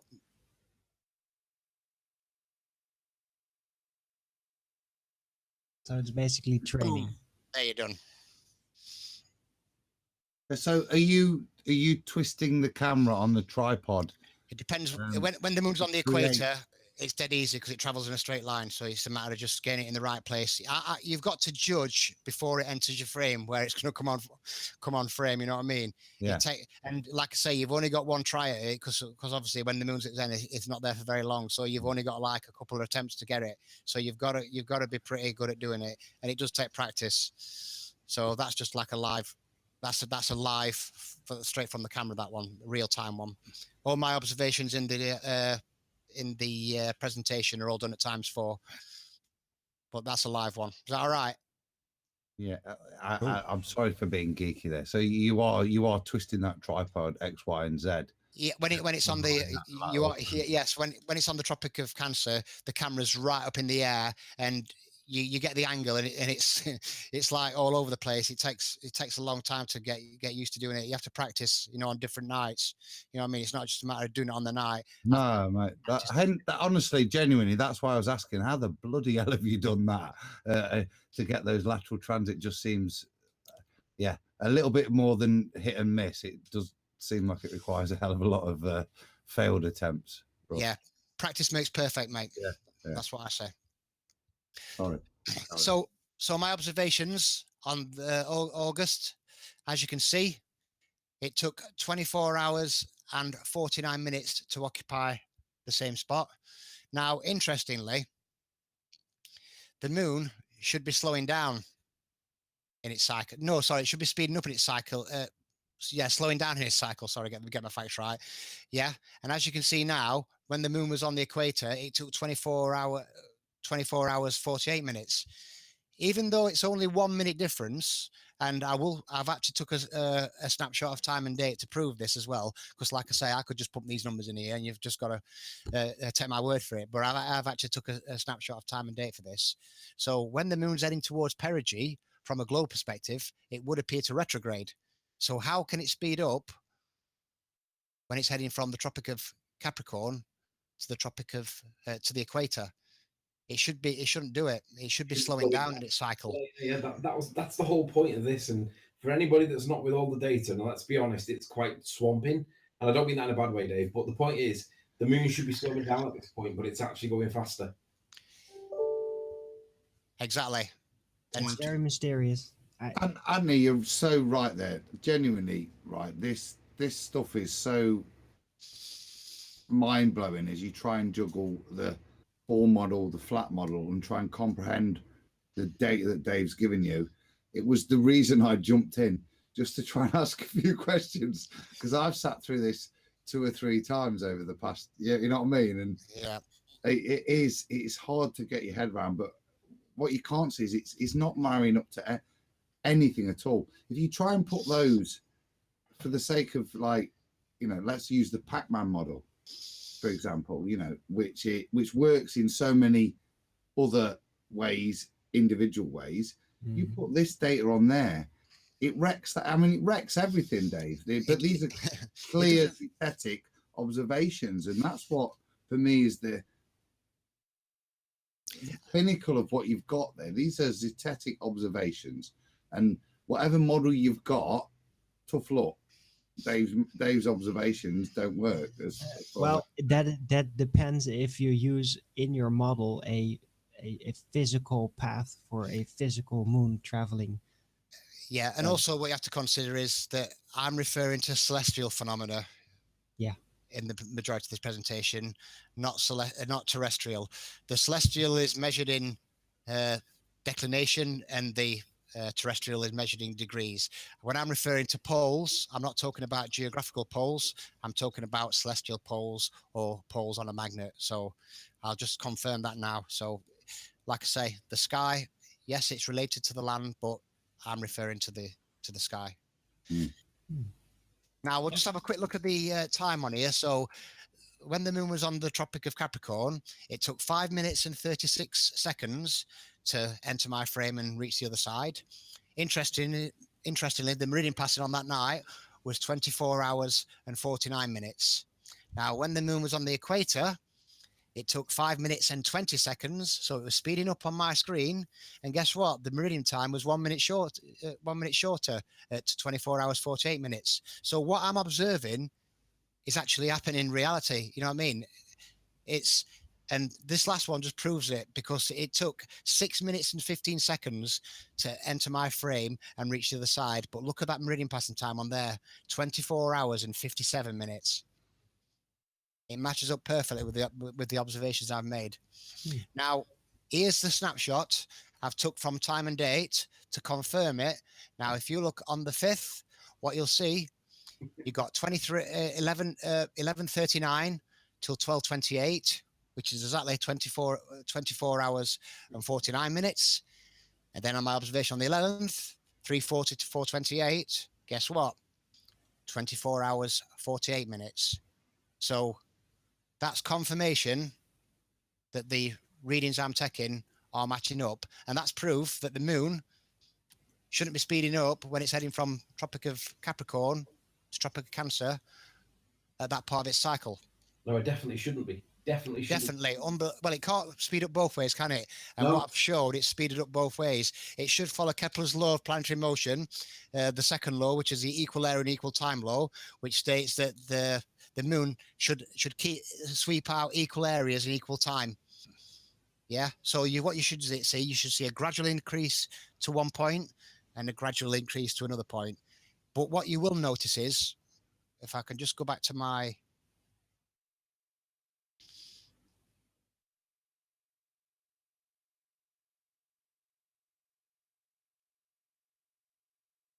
what you'll notice is, look how the moon, the angular momentum of the moon, it happens in a very short period of time. It happens within a few days. You know what I mean? You should be seeing that momentum over a 14-day period, a gradual increase and then a gradual decrease. But look, it slows down and speeds up in a matter of like a week, which is half the time it should be speeding up in. So you know what I mean? It's not following Kepler's law of planetary motion, which is equal area and equal time. It's clearly not doing that. Dave, can I just gradual change? It's pretty abrupt. Exactly. Yeah, just look at it. If you look at the variance difference between those dates, you've got. If you try to follow that as a circular motion, it doesn't make sense, because you've got 57, 57. So 0, 1, 3, 3, 2, 2, 2, 2, 1, 1. It disproves orbital mechanics, basically. Yeah. Yeah. Yes, exactly. Kepler's law is disproven with Get the drunk Australian on quick. You disproved orbital mechanics. The newspapers took the mickey out of me when I presented this at the. Of course, they took the mickey out of you. Yeah. Took the mickey piss out of everybody, mate. Dave, they hit you hard, mate. I've noticed that, bruv. You were one of the. It was constant. Yes. And I got in trouble from work as well, because they mentioned my name and my occupation. They kept stating your qualifications as if working as an NHS manager was either positive or what the hell relevance was it, other than to A, create problems for you, or to B, deride the validity of the observations. Exactly. It was absolute nonsense and pathetic. Just this noticeable. is analytical data. It's repeatable. Yeah. Anyone can do it. Exactly. Doesn't matter what your degrees are. You don't have to have pre-knowledge. You just have to do the work.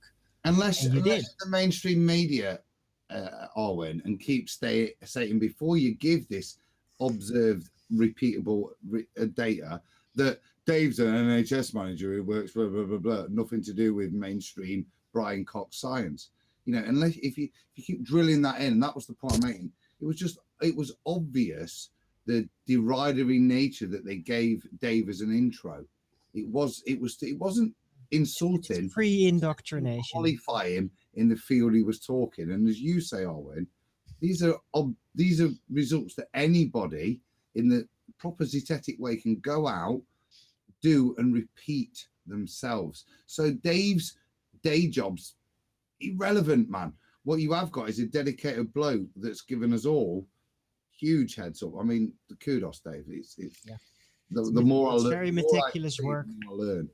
What I just want to do now, I just want to highlight all the meridian passing times there. And if you look down there at the average, we all know the mean time of the moon, don't we? 24 hours and 50 minutes. And it's exactly the same on there as well. Just another little thing I picked up on. There you'll see there, look, the average 50, which is obviously added the 24 hours, and you get the 24 hours, 50 minutes, which is the mean time of the moon. Sorry, Dave, let me just, so you're saying they're your observational results, and from all of your observational results, the mean time of it is what the heliocentric model states. All I did then was measure the meridian passing from time and date, yeah, but I put it all into a spreadsheet, and I was just confirming that when I do highlight the full year, it does give you the mean time of the moon, which is 24 hours, 50 minutes. That's it. So on average, your results average out to be accurate to Well, current known observation. I showed there my might be variance in each individual result, but that shows that we're not dealing with kooky, nonsensical results. We're dealing with results that exactly when you detail them and observe the statistical relevance of them, they match up to current paradigm as well, which is validation to. Yeah, and there's your proof from the results where the meridian passing time matches the observation perfectly, and the times all match up, which I've backed up by time and date. Yes, I am using mainstream stuff to back it up, but I'm using it in a different way to what you would expect me to use it in. I'm basically using the meridian passing information. No, sorry, I don't mean that. I mean, yeah, no, I understand what you're clearly demonstrating is you are observing the same cyclical event, and that's demonstrated by your averages. Is what I mean, David. It's demonstrating that your results aren't out of sync with known observations, but the data you're presenting and the way you're presenting it is again highlighting maybe some of the things that we've been not allowed to focus on. True. Right. I'm going to move on now because it's getting quite on. Yeah. So basically, magnetism versus gravity. I took this out of a book called I think it's called Ether and Gravitation by William Hooper. It's an interesting quote out of the book. It says, if either of these forces is to be done away with, it must be the mysterious, intangible, unphilosophic attraction of gravitation, which must be replaced by the philosophic and known attraction of electricity, which can be traced to a physical medium, the electromagnetic ether. So basically saying there is that gravity doesn't exist, and the only true force in nature, which they quoted me on in the papers, is the electromagnetic ether. Now, interestingly, in the book, he actually basically dismisses the ether later on and goes back to gravity. It's an unbelievable how he does a U-turn. Oh, we've dealt with this subject very extensively on the debates as well, and personally, I just I accept gravity for a separate force. I disconnect it to magnetism because magnetism has other types of properties, mainly fields and influenceability, and the gravity. And in this case, I mean the downward acceleration force is basically a force that has no causal explanation. We can't emulate it, we can't take it away, but it is measurably there. It's the downward acceleration force. And are you mentioning gravity again? Yeah. You do realize you're banned from that word, right? No. Yeah, you are. No. Well, let's just. I'll win, mate. I'm just saying that some shit. People call it electromagnetism, but yeah, let's just move on. It's very hard to prove that as well. What we're seeing here is the vortex motion created from a magnetic field. Yeah. So the question what I asked myself, so what do these trains in Japan run on then? Do they run on magnets or do they run on anti-gravity? Magnets, I believe. Magnets, but they're local and they have a measurable field and they repel specific material, and gravity applies to all materials. And downward acceleration force, I mean. Okay, let's move on. Magnets, aren't they? I believe. So my hypothesis, a lot of people might think I'm crazy, but I don't care. This is what conclusion I've come to from all my observations. And many of you may know that I've always believed in a long time, probably about a year and a half, that the moon, from our perspective, is some kind of projected image. And this photograph, I think, is a good way to try and explain that to you. So what we're seeing in the sky, yeah, is a bright light. Yeah, that is an overexposed image of the moon.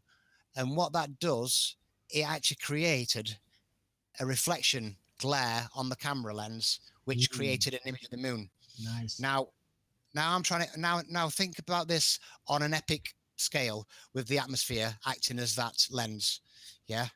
From our perspective, this is what I want to try and explain what the moon is. Yeah. I'm not saying it's a physical object. I'm saying it's a projected image from the source light. What's beyond that source light, I don't know, but I'm just saying from my perspective, yeah, it's possible that we are looking at a projected image when we look at the moon in the night sky or the daytime sky.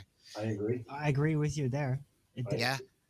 Definitely. All the heavenly bodies, in my opinion, are just light phenomena, and they don't have physical literal positions. Even when you change your location of observation, then so do the observed heavenly phenomena, including the moon and the stars.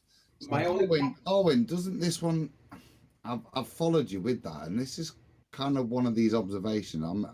Dave said he'd bring it up earlier, and I mentioned it. It's an observation I've done, and it's kind of one of those things that when you talk about there not being anything physical, it kind of puts a seat to the light source that we then see. So you've got the opposition to your statement that it's just a light, an apparition of a light source. But what we appear to be seeing here is both the apparition and the source in the same image. And that's why it interests me so much. There's one other bit I want to add, just Dave, the bit that I noticed with your photos is there is a much bigger gap between the apparition, I'm liking this phrase, and in the realms of dirty air and stuff, the apparition and the actual physical image of the source, you've got a much bigger gap than I did on if you look at my YouTube video where I've got the two separated. You've got a massive, even the halo around the apparition is separate from the image. That's I just wanted to say that image is not my image. I did get it off somebody else, but it is a genuine photograph. What was taken, and Jose Manuel Silva took one with his camera. He got the same effect from using one of them telescopic lenses what you put on a smartphone, and it gives him that same kind of effect. But the main point I'm trying to explain there is that bright light created that image, and it shouldn't have done in my eyes. So. Right. So, hey, Dave. Oh, sorry. Go on. Before I start this bit, because there's a lot to remember on this bit. I'm doing this is all from the back of my head. I've got nothing in front of me. I'm just doing it all from thought. But go on. Okay. Yeah. I had a question, and since you're a trained celestial observer and you've been around the world, maybe you could help us solve a little riddle. And that is, we've been pondering a lot about the heavenly bodies, mainly what I now call the globe of the heavens. And that is the stars that rotate around the North Pole star, clearly. But there is kind of an unsolved mystery of it, and that is there a south celestial pole?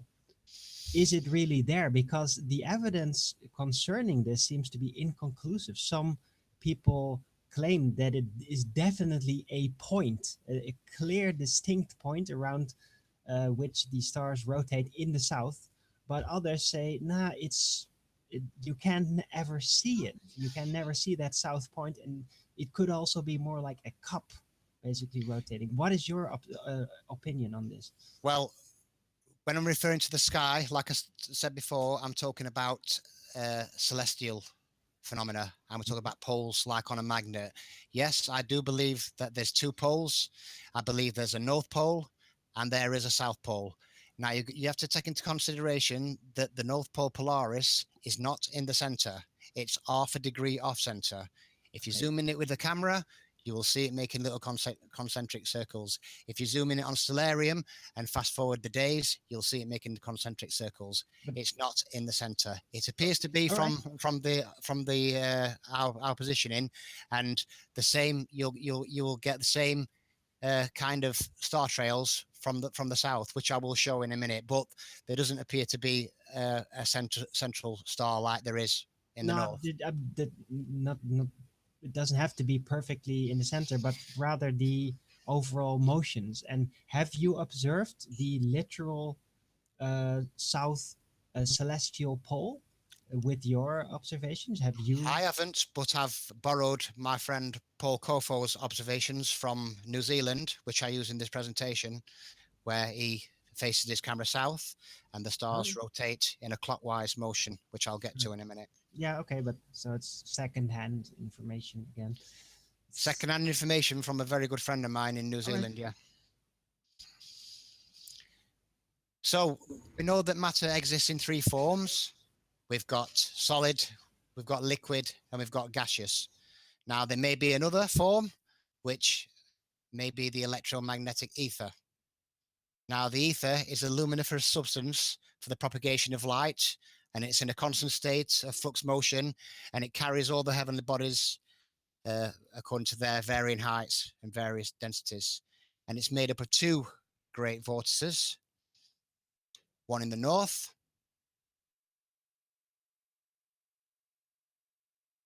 and one in the south. As you can see, the stars in the north, when I point my camera to the north, rotate in a counterclockwise motion. And my good friend Paul Kofo, who shot this from 35 degrees in New Zealand, the stars rotate in a clockwise motion. Now, you can deny as much as you want, but the facts are the facts. I suppose them in New Zealand can say we're lying and we're just making up the northern rotation star trails. You know what I mean? I trust Paul Kofo. He's a good friend of mine, and he's not the only person I know who can shoot a star trail pointing south. You don't have to make up anything. They're going, all the stars, sun, moon, go from east to west. This counterclockwise, clockwise junk, you could just trash it. Right? Left to right, right to left, counterclockwise, clockwise, all of them. Rise in the east and set in the west. Thanks. Right. That's the same on both models, though, isn't it? To be fair. Yeah, but Yes. remember, we're referring to celestial phenomena. So basically, the sky, we're looking at a magnetic field. It's basically a magnetic field. There you can see you've got the vortex motion from a magnetic field, which rotates in one direction, and the south pole of that magnetic field rotates in the opposite direction. Yeah, that's what I'm talking about. The opposite direction, clockwise, counterclockwise. Now, from our position, east to west, all the stars, the sun, the moon, rise in the east and set in the west.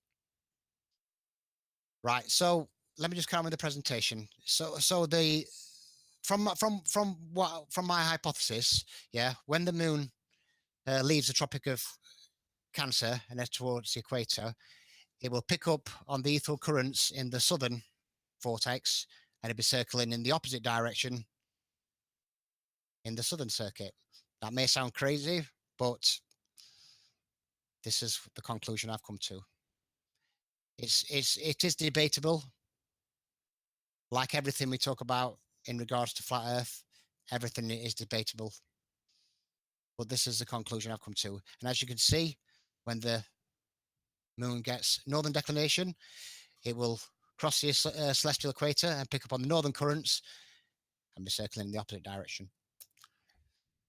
If you take a time lapse from the equator, what you will see, you can actually see both magnetic fields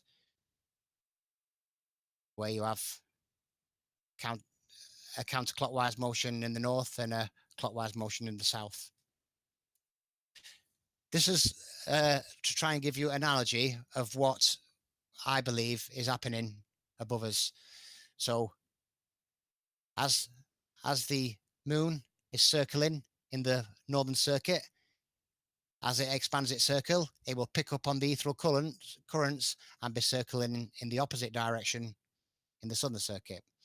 That may sound a bit crazy, but if you go on to Mooncalc and you go to 70 degrees north, what you'll see is the moon will actually circle you circumpolar, and it will be visible for 24 hours.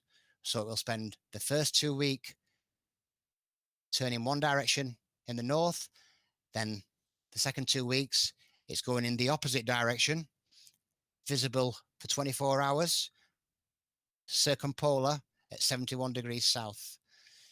I actually named that the lunar lemur. It's basically the analemma like the sun, but for the moon, and I've named it lunar lemur. And here's a little snapshot of the lunar lemur taken over a lunar month. As you can see, you've got that figure of 8 point.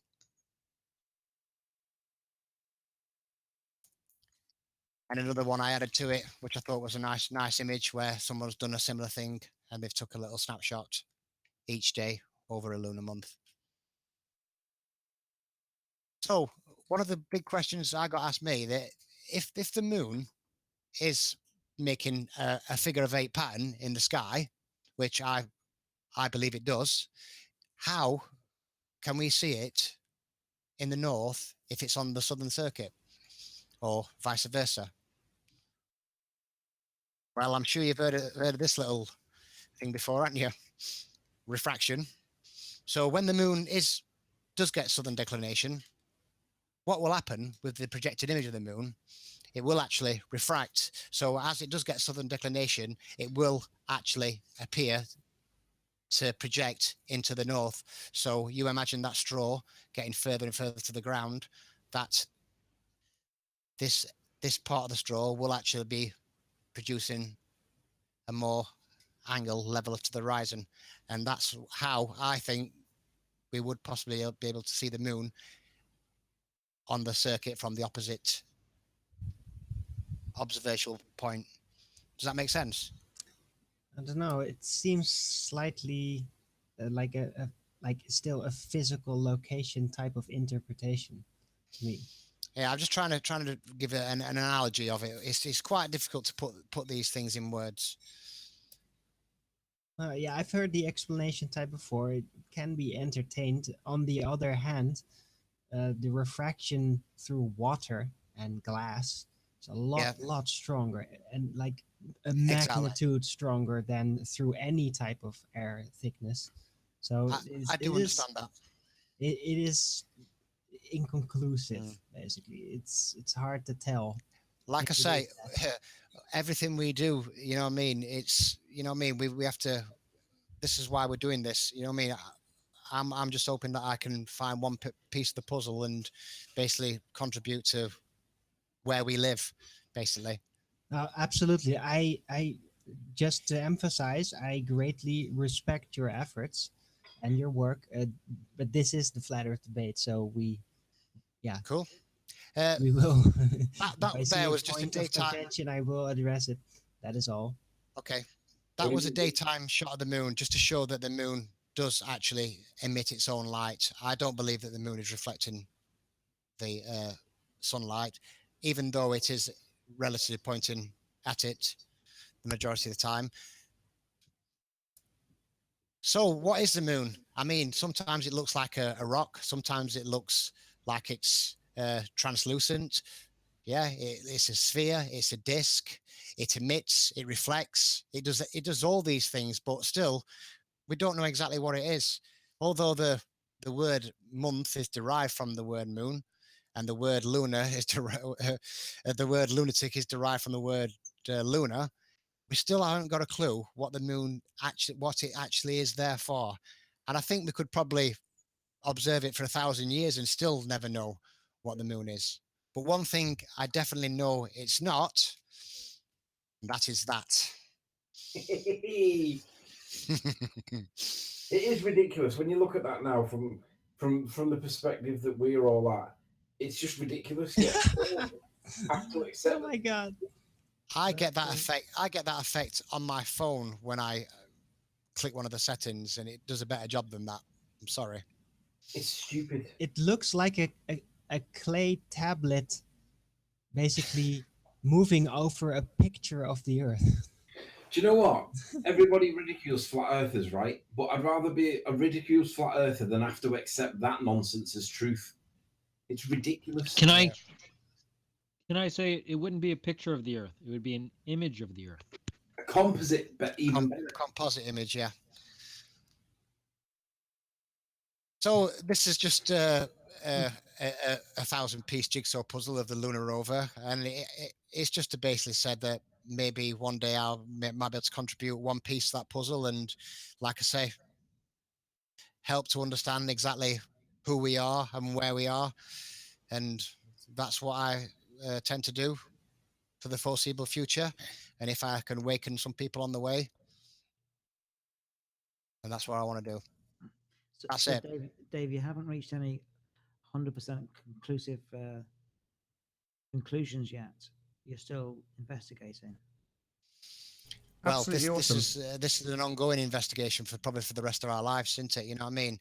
Yeah, I absolutely agree with you. I've only just started on the moon and what it does in the sky. It's fascinating. One thing it's not doing, and that's sticking to Kepler's law of planetary motion. That is provable. Dave? Have you seen the flat Earth model when it comes to libration that Chris Monk Seeley did? No, I haven't, mate. No. Nathan, if you're there, Nathan, listening, if you could dig it out and present it, show it, because you know what libration is, right? It's modeled on a flat plane equally, and it does the exact same thing. When you see it how it's done, it's just blatantly obvious. But until you see it done, it's like, so go on then. It's one of those things that the ballers would say. So go on then. What's libration on a flat Earth? And now they've never done that. It's not one of the arguments they've ever made. But at least it's something that we've been able to work out we can actually reproduce, and there is an explanation for it. And libration on a flat plane is a thing. So that it's just bizarre how crazy it turned out that we ended up modelling that. It was very much on the fly as well.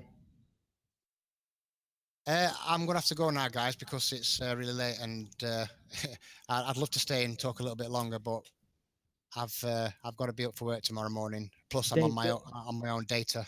Dave, join us again. Well, thank you for all your information. Yeah, you've got a lot to offer us, Dave. Come back again. Yes, it's been a pleasure. I just wish I had a little bit more time, but like I say, I'm actually on my own data now, and it's getting late, so I'm getting ready for bed and get ready for work tomorrow. Good man, and good night. Okay, thank you for letting me come on and do the presentation. No worries. Pleasure. Thanks for being here. Thank you, guys. Bye-bye. Bye-bye. Bye-bye. So go on then, globetards. How are you going to explain that? The moon speeds up as it enters and leaves. That's a bit of an issue. And I can make a prediction a la Rumpus as well. There won't be a single response from any baller. Don't count your chickens. How are they going to explain? How are they going to explain that away? Yeah, that's my question to everybody. Heliocentric or geocentric, it doesn't matter what's happening here on Earth or what we can observe. A heliocentric system is fundamentally flawed. Yeah, but you can't ask heliocentric or geocentric because that implies that there is Earth and there is gravity and there is. Yeah, it all leads from there, doesn't it?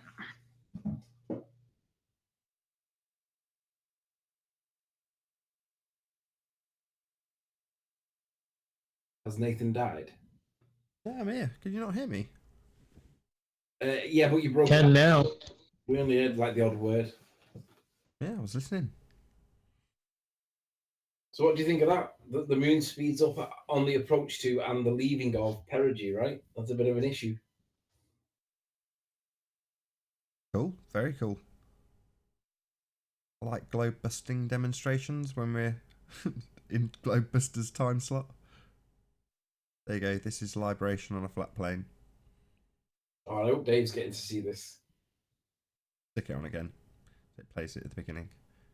No audio, but this is just a little cutout bit from a hangout Chris, Anthony, and myself did. There you go. You can probably see it rotating around. And that to me makes more sense than anything that they come across with for libration.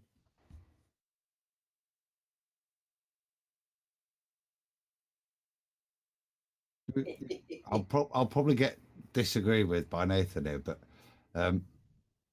no, it'll be Arwen.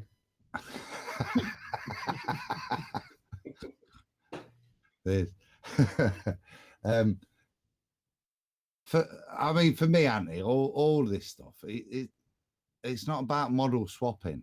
It's about using the data available to either accept and continue to investigate a model or reject a model. You know, and most of the data we have, we can reject a ball model. That this enables you to reject the heliocentric model. But I do think it really does ask a lot of us flat earthers a lot of questions as well, because the data doesn't fit in anything that I can think of. You know well, a projection it does. I'm not against it being a projection of somehow. The only thing that puts me off of it being a projection is that someone's got to change the bulb every now and again. Right. So, and that's when it gets that bit that I was talking about, the dual image that I kind of got onto Arwen. I said into chat when I want to have a chat with him, because, you know, Arwen and you guys, when you take a loader, or certainly Arwen takes a load of flack with regards to this light show. But that kind of demonstrates, even whether it's close, it's far away, whatever it is, we're clearly seeing there, whether it's just an optical effect of the lens, which seems to be too recurrent, which would suggest it's near anyway. It just keeps happening, and there is the two images, the luminosity and the actual solid object itself. And it's been noticed by everybody. You know, Walt's done a load of them like it as well. And I wonder whether the apparent difference has some measurability between it as well. That's the only other thing, because this is noticeable and repeatable again with lenses.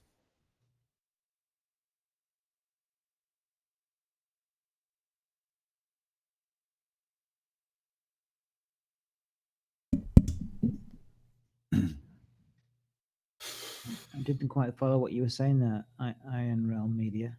It's Adam. Sorry. Yeah, I'd logged in on the wrong computer, mate.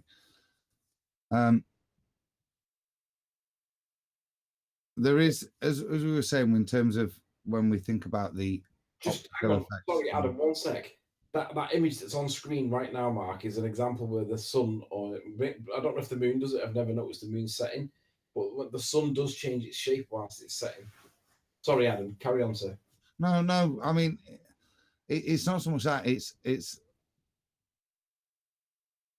we talk about measuring and making observations of so, and we all heed against it in terms of its inference to the shape of the Earth. But the point I'm making here is really actually there's a much bigger inference as well, that actually, as we can see with some of the Dave's and it was in both the Optra observations and a lot of the other stuff he saw. And I'd say lots of other people repeated it. We're seeing the illuminated object that probably is the thing we see with our naked eye.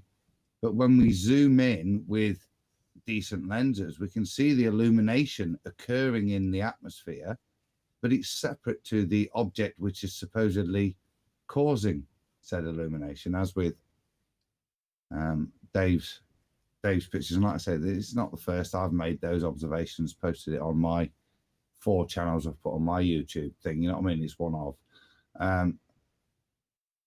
So I think it lends to really questioning the level of any accuracy or inference you can draw from any celestial observation, because you don't even know what you're measuring. You're only measuring what you're seeing occurring in the atmosphere is.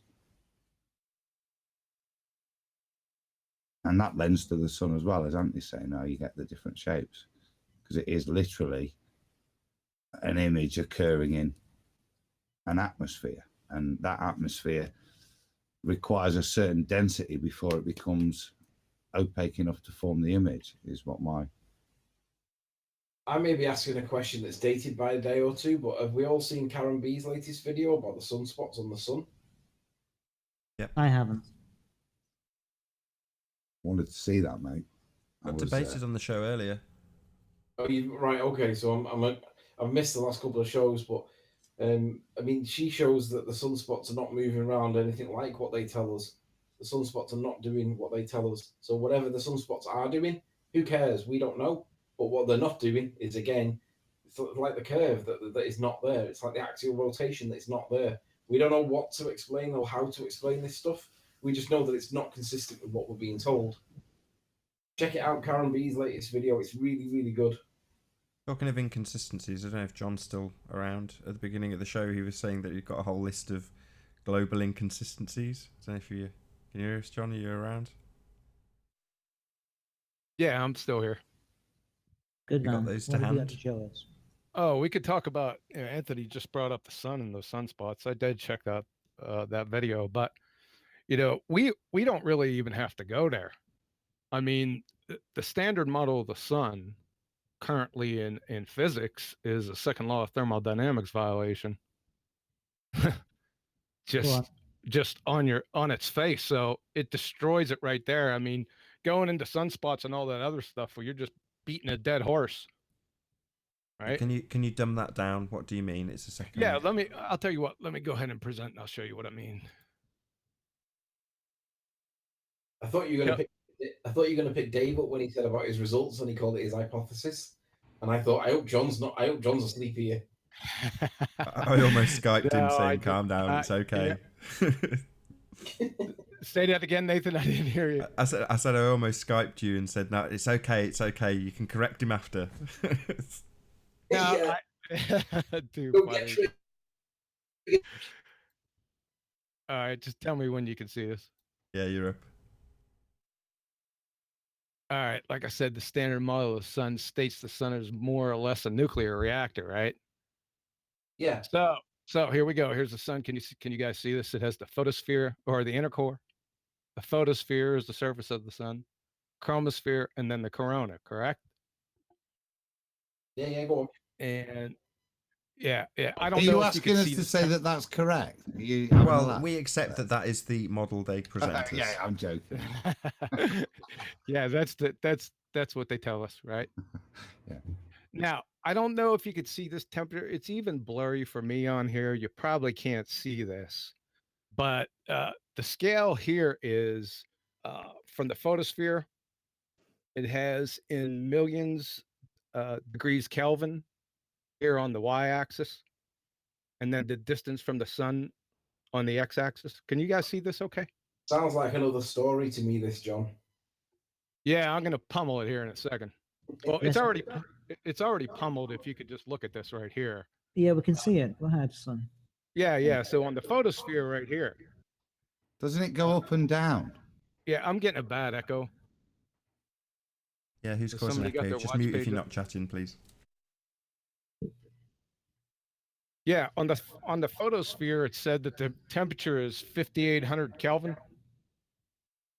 I'm getting bad reverb, guys. Somebody's got their watch page open.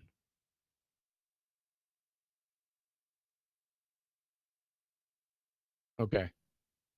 So as you can see on the photosphere, the temperature dips down on the photosphere. It's about 5,800 Kelvin. The inner core is back here, right? So no problem. The temperature's going down as you're getting away from the core. And then you could see that the temperature slowly starts to rise here into the chromosphere. It's getting further away from the sun now. And then look what happens to the temperature profile here from the chromosphere to the corona. Look at this parabolic jump, right? Let me explain this to you. How did they measure that? I hope you see the problem. So the inner core temp of the sun is 15 million Kelvin. The outer surface of the sun, the photosphere, is approximately 5,800 Kelvin. On its way to and through the chromosphere, the temperature slowly rises, then goes parabolic, like I said, right through here. from 10,000 Kelvin to 500,000 Kelvin, right? When nearing the corona. And then it goes from 1 million Kelvin to 10 million Kelvin, right? This scale doesn't even do it justice. This goes parabolic again, right?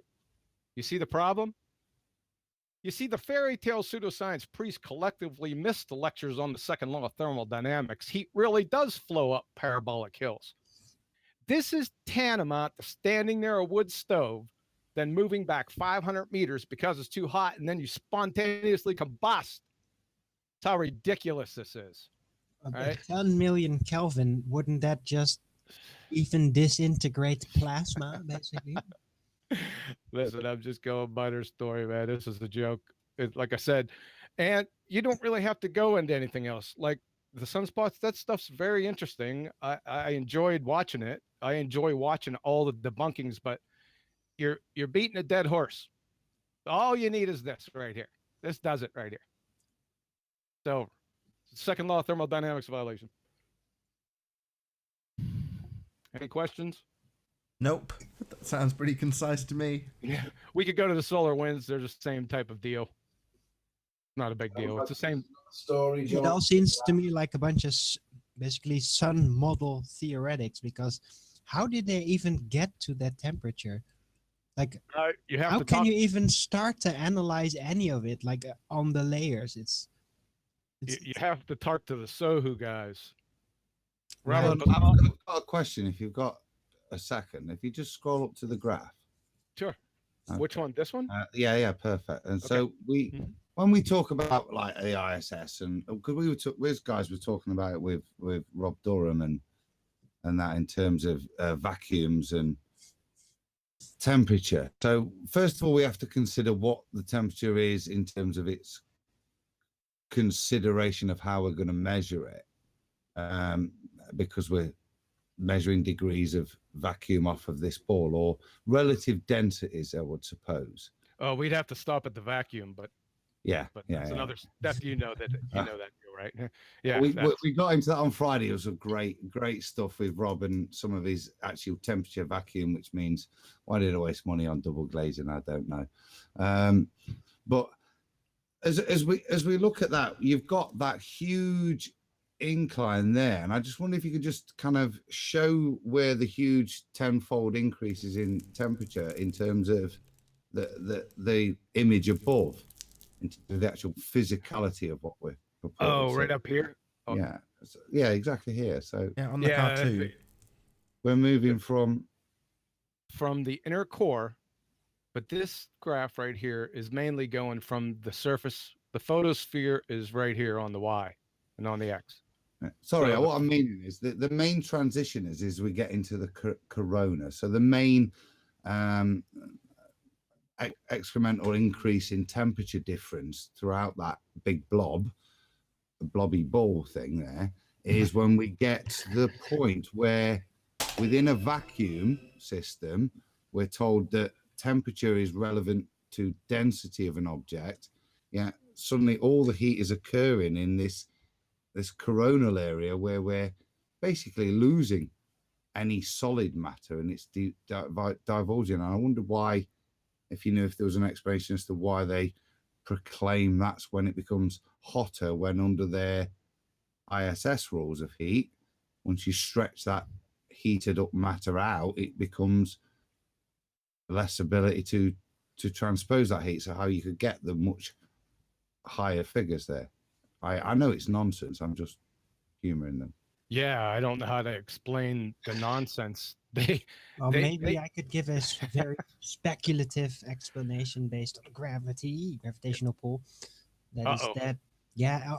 Now, this is pure science fiction, by the way, but I have thought about this decades ago, and could be that, like, more to the center, gravity is so strong that it basically prevents the combustion effect, so that more to the surface, the lighter material basically really combusts to their maximum potential, which then causes the heat on that specific layer, when it is just sufficient enough to escape the compressive effects of gravitational pull.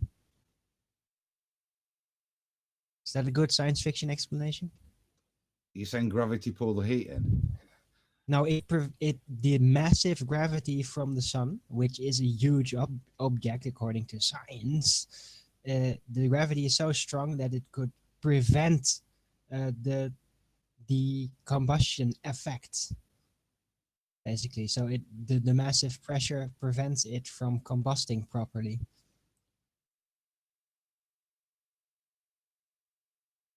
It should be working for now, actually. Like, Yeah, it does sound like I concur. sounds like NASA Okay. bullshit, doesn't it? good budget there. I think the point I don't know if I'm not explaining it. I agree with that. And maybe that's a point of retardation towards the center of the sun that you could.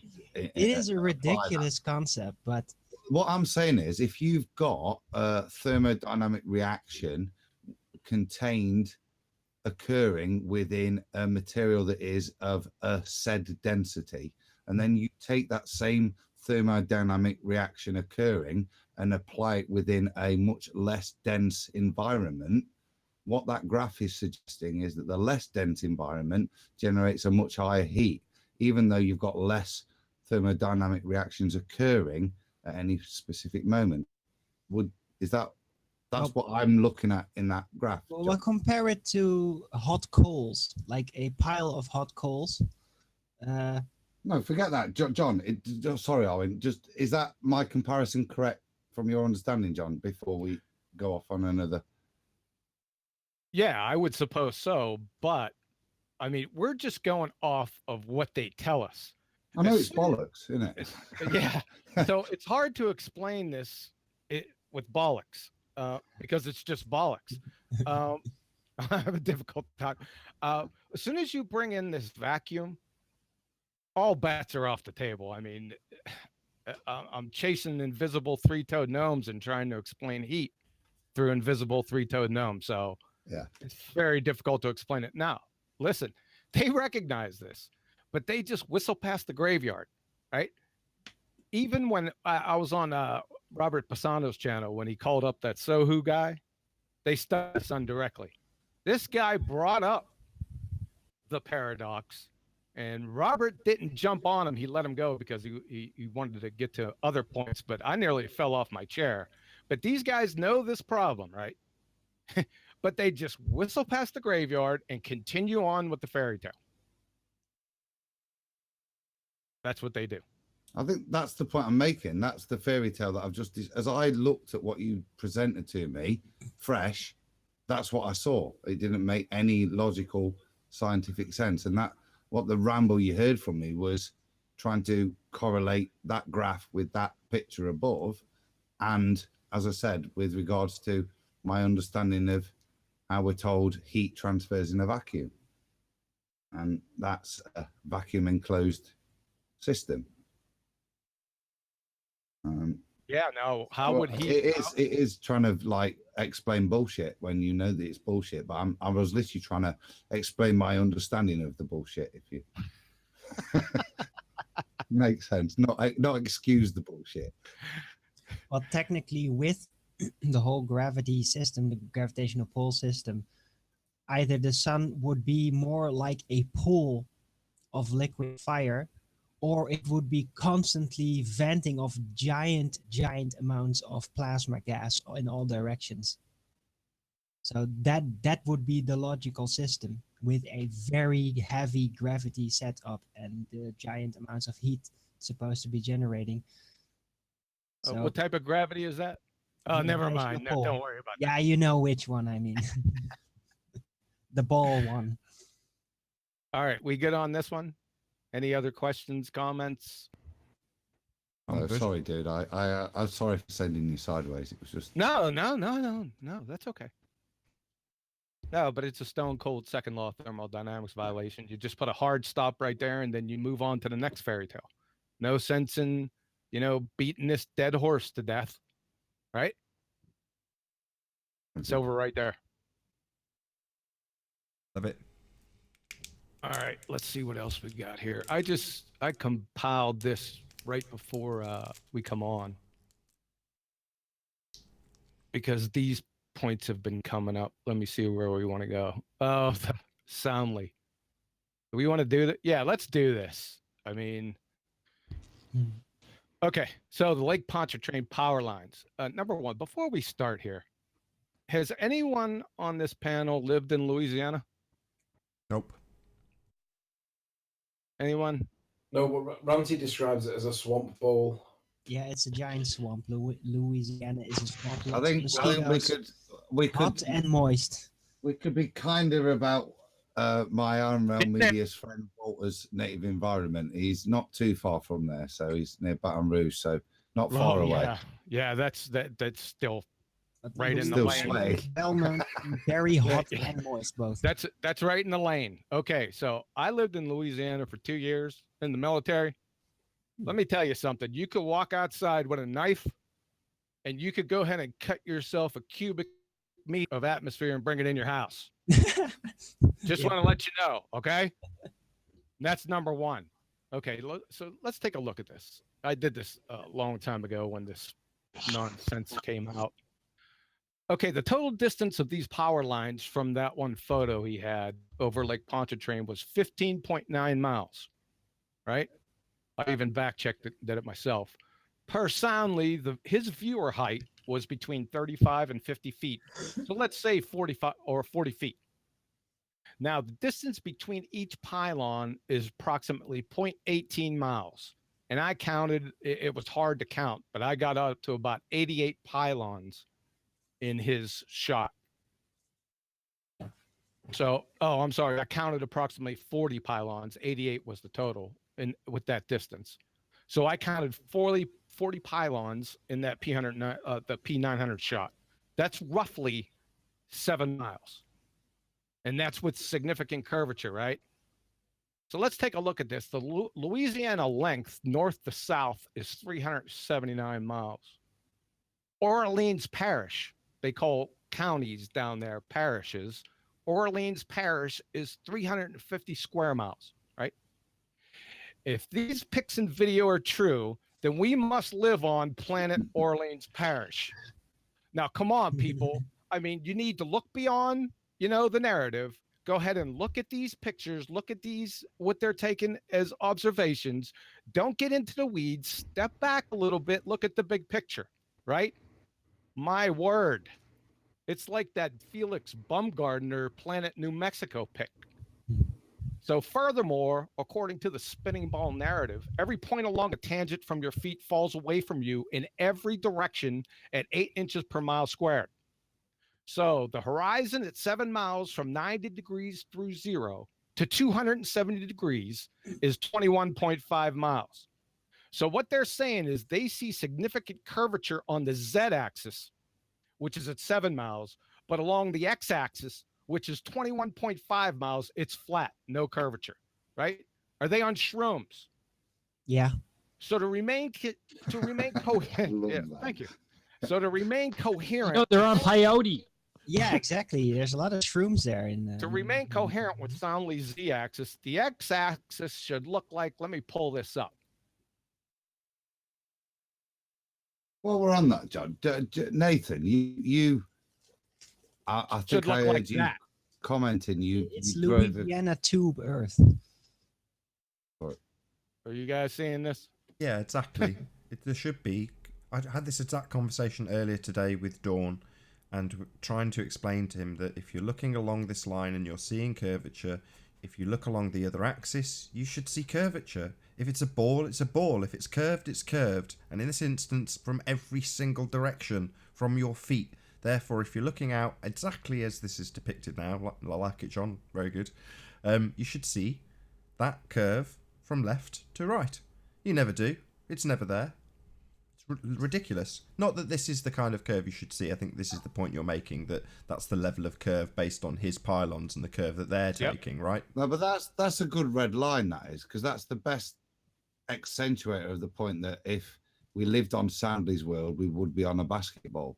Right. It's good to see it on that axis. On a straw. Is that applied the same curve, John? Yes, I did. Yeah, I didn't do this, man. I picked this up. It had to be 2 days after he posted that his video. Sweet, that is. Let me Nice. tell you something. I don't know where I got this from, but I got it and I checked it out. I remember checking it out when I first got it, and I said, "Oh yeah, this is good to go." So I just stored it. Well, we had Walt going across Lake Pontchartrain because he went for a flat Earth meetup. I know Nathan was watching it, and they went over the, the Soundly roller coaster with the bridges, and I actually sat there watching just somebody driving on a motorway, and I think Nathan was as guilty as me, just to experience those humps, those cheaters hump and liars lump. Imperceivable we in the humps, Iron you Realm mean? call them. The ones that you don't even notice. So that's a great example, because you know when you see the slight bridges that occur on the Pontchartrain Bridge, and if you look at Sandy's models, they look, like you say, like a roller coaster, don't they? So to see his curvature explained on the x-axis it sums it up nicely, don't we? We do. Scroll it up? What's the phrase you use, bro? I'm sorry. We live on planet. Oh, Planet Orleans Parish. That'll do. I shall remind Walt of that. Planet Orleans Parish. Cheers. It's just your local curvature. Yeah, I'll do you. So let's try this one. Let's check this one out. Yeah, we've got just before you do, we've got Mark's avatar on now, which is the point Mark was trying to drum home about 3 or 4 shows ago, and we had Tim Osman on just saying, "What are you talking about? You guys are morons." And it's like they are so caught up in cognitive dissonance when it comes to this opposing Tim axis. claims he's been researching flat Earth for three years, and yet he was surprised at my argument, as though it was new to him. He's just a liar. I think he's taking research in another context. Like, no, he's lying. He keeps on searching in the same direction, research. No, Owen, he's lying. He's lying. How can he research it for 3 years and not come across the x-axis, z-axis argument? He's lying. By only looking in one single way. Ranty had a good example of that with the wind turbines. Yeah, I take full credit. My hero. He's brilliant. I take full credit for that. Yeah. I said, you know what? I still have those photos. Hold on. Maybe I'll pull them up. Give me a minute. So. Oh, that's brilliant, because he's lost them. His hard drive went kaput, and he lost those images. I got them. Cool. That's handy. Hold on a second. Let me just deal with this. And I'll go. Sure. You're on. So it won't take that long. This is Soundly's pick, right? You guys seeing this? Yeah. Yeah, no problem. You guys see this? And apparently there's a curve here, right? Well, a similar picture. What do we see? And let me give the credit for this. I think this was Johnny Oops, whoever that is, that got this from. Right. And I just want to cite Nummy's words here. Soundly is the only guy that gets that level of that effect at Pontchartrain. Nobody else is getting it. I don't want to be rude, Tony, but I've done it with Lego, bro. Yeah, not on Pontchartrain, no. No, on Pontchartrain. I've done it on my phone, right, with Lego, which we all know is straight, and I've created this straight image, and I've created the same curved image. Yeah, with a fisheye lens. Yeah, but you used a fisheye. He's claiming the point I'm making there is nothing to do with the that sums it up. Stuff that you guys have discussed at length. It's all about position of the camera, yeah, and where that camera position is with regards to the shape of the lens. And it's all about spending hours, and that's why you don't see Soundly giving streaming stuff. It's all about spending ages aligning the thing in such a way as to distort the image through the lens to create said image. Maybe. I mean, Nummy in the next few days will be doing a presentation. He's been working alongside Chris to put this together. I'd say reserve judgment on that score.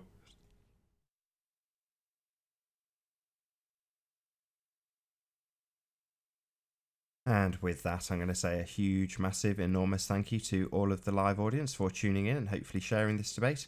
And also a massive, enormous thank you to all of the live audience for tuning in and hopefully sharing this debate, and a massive thank you to all of the debating panel for making this debate possible. If you've not done so already, be sure to like, comment, share and subscribe. I've been Nathan Oakley, and I'll see you all in the next video. Oh, what a day! What a lovely day!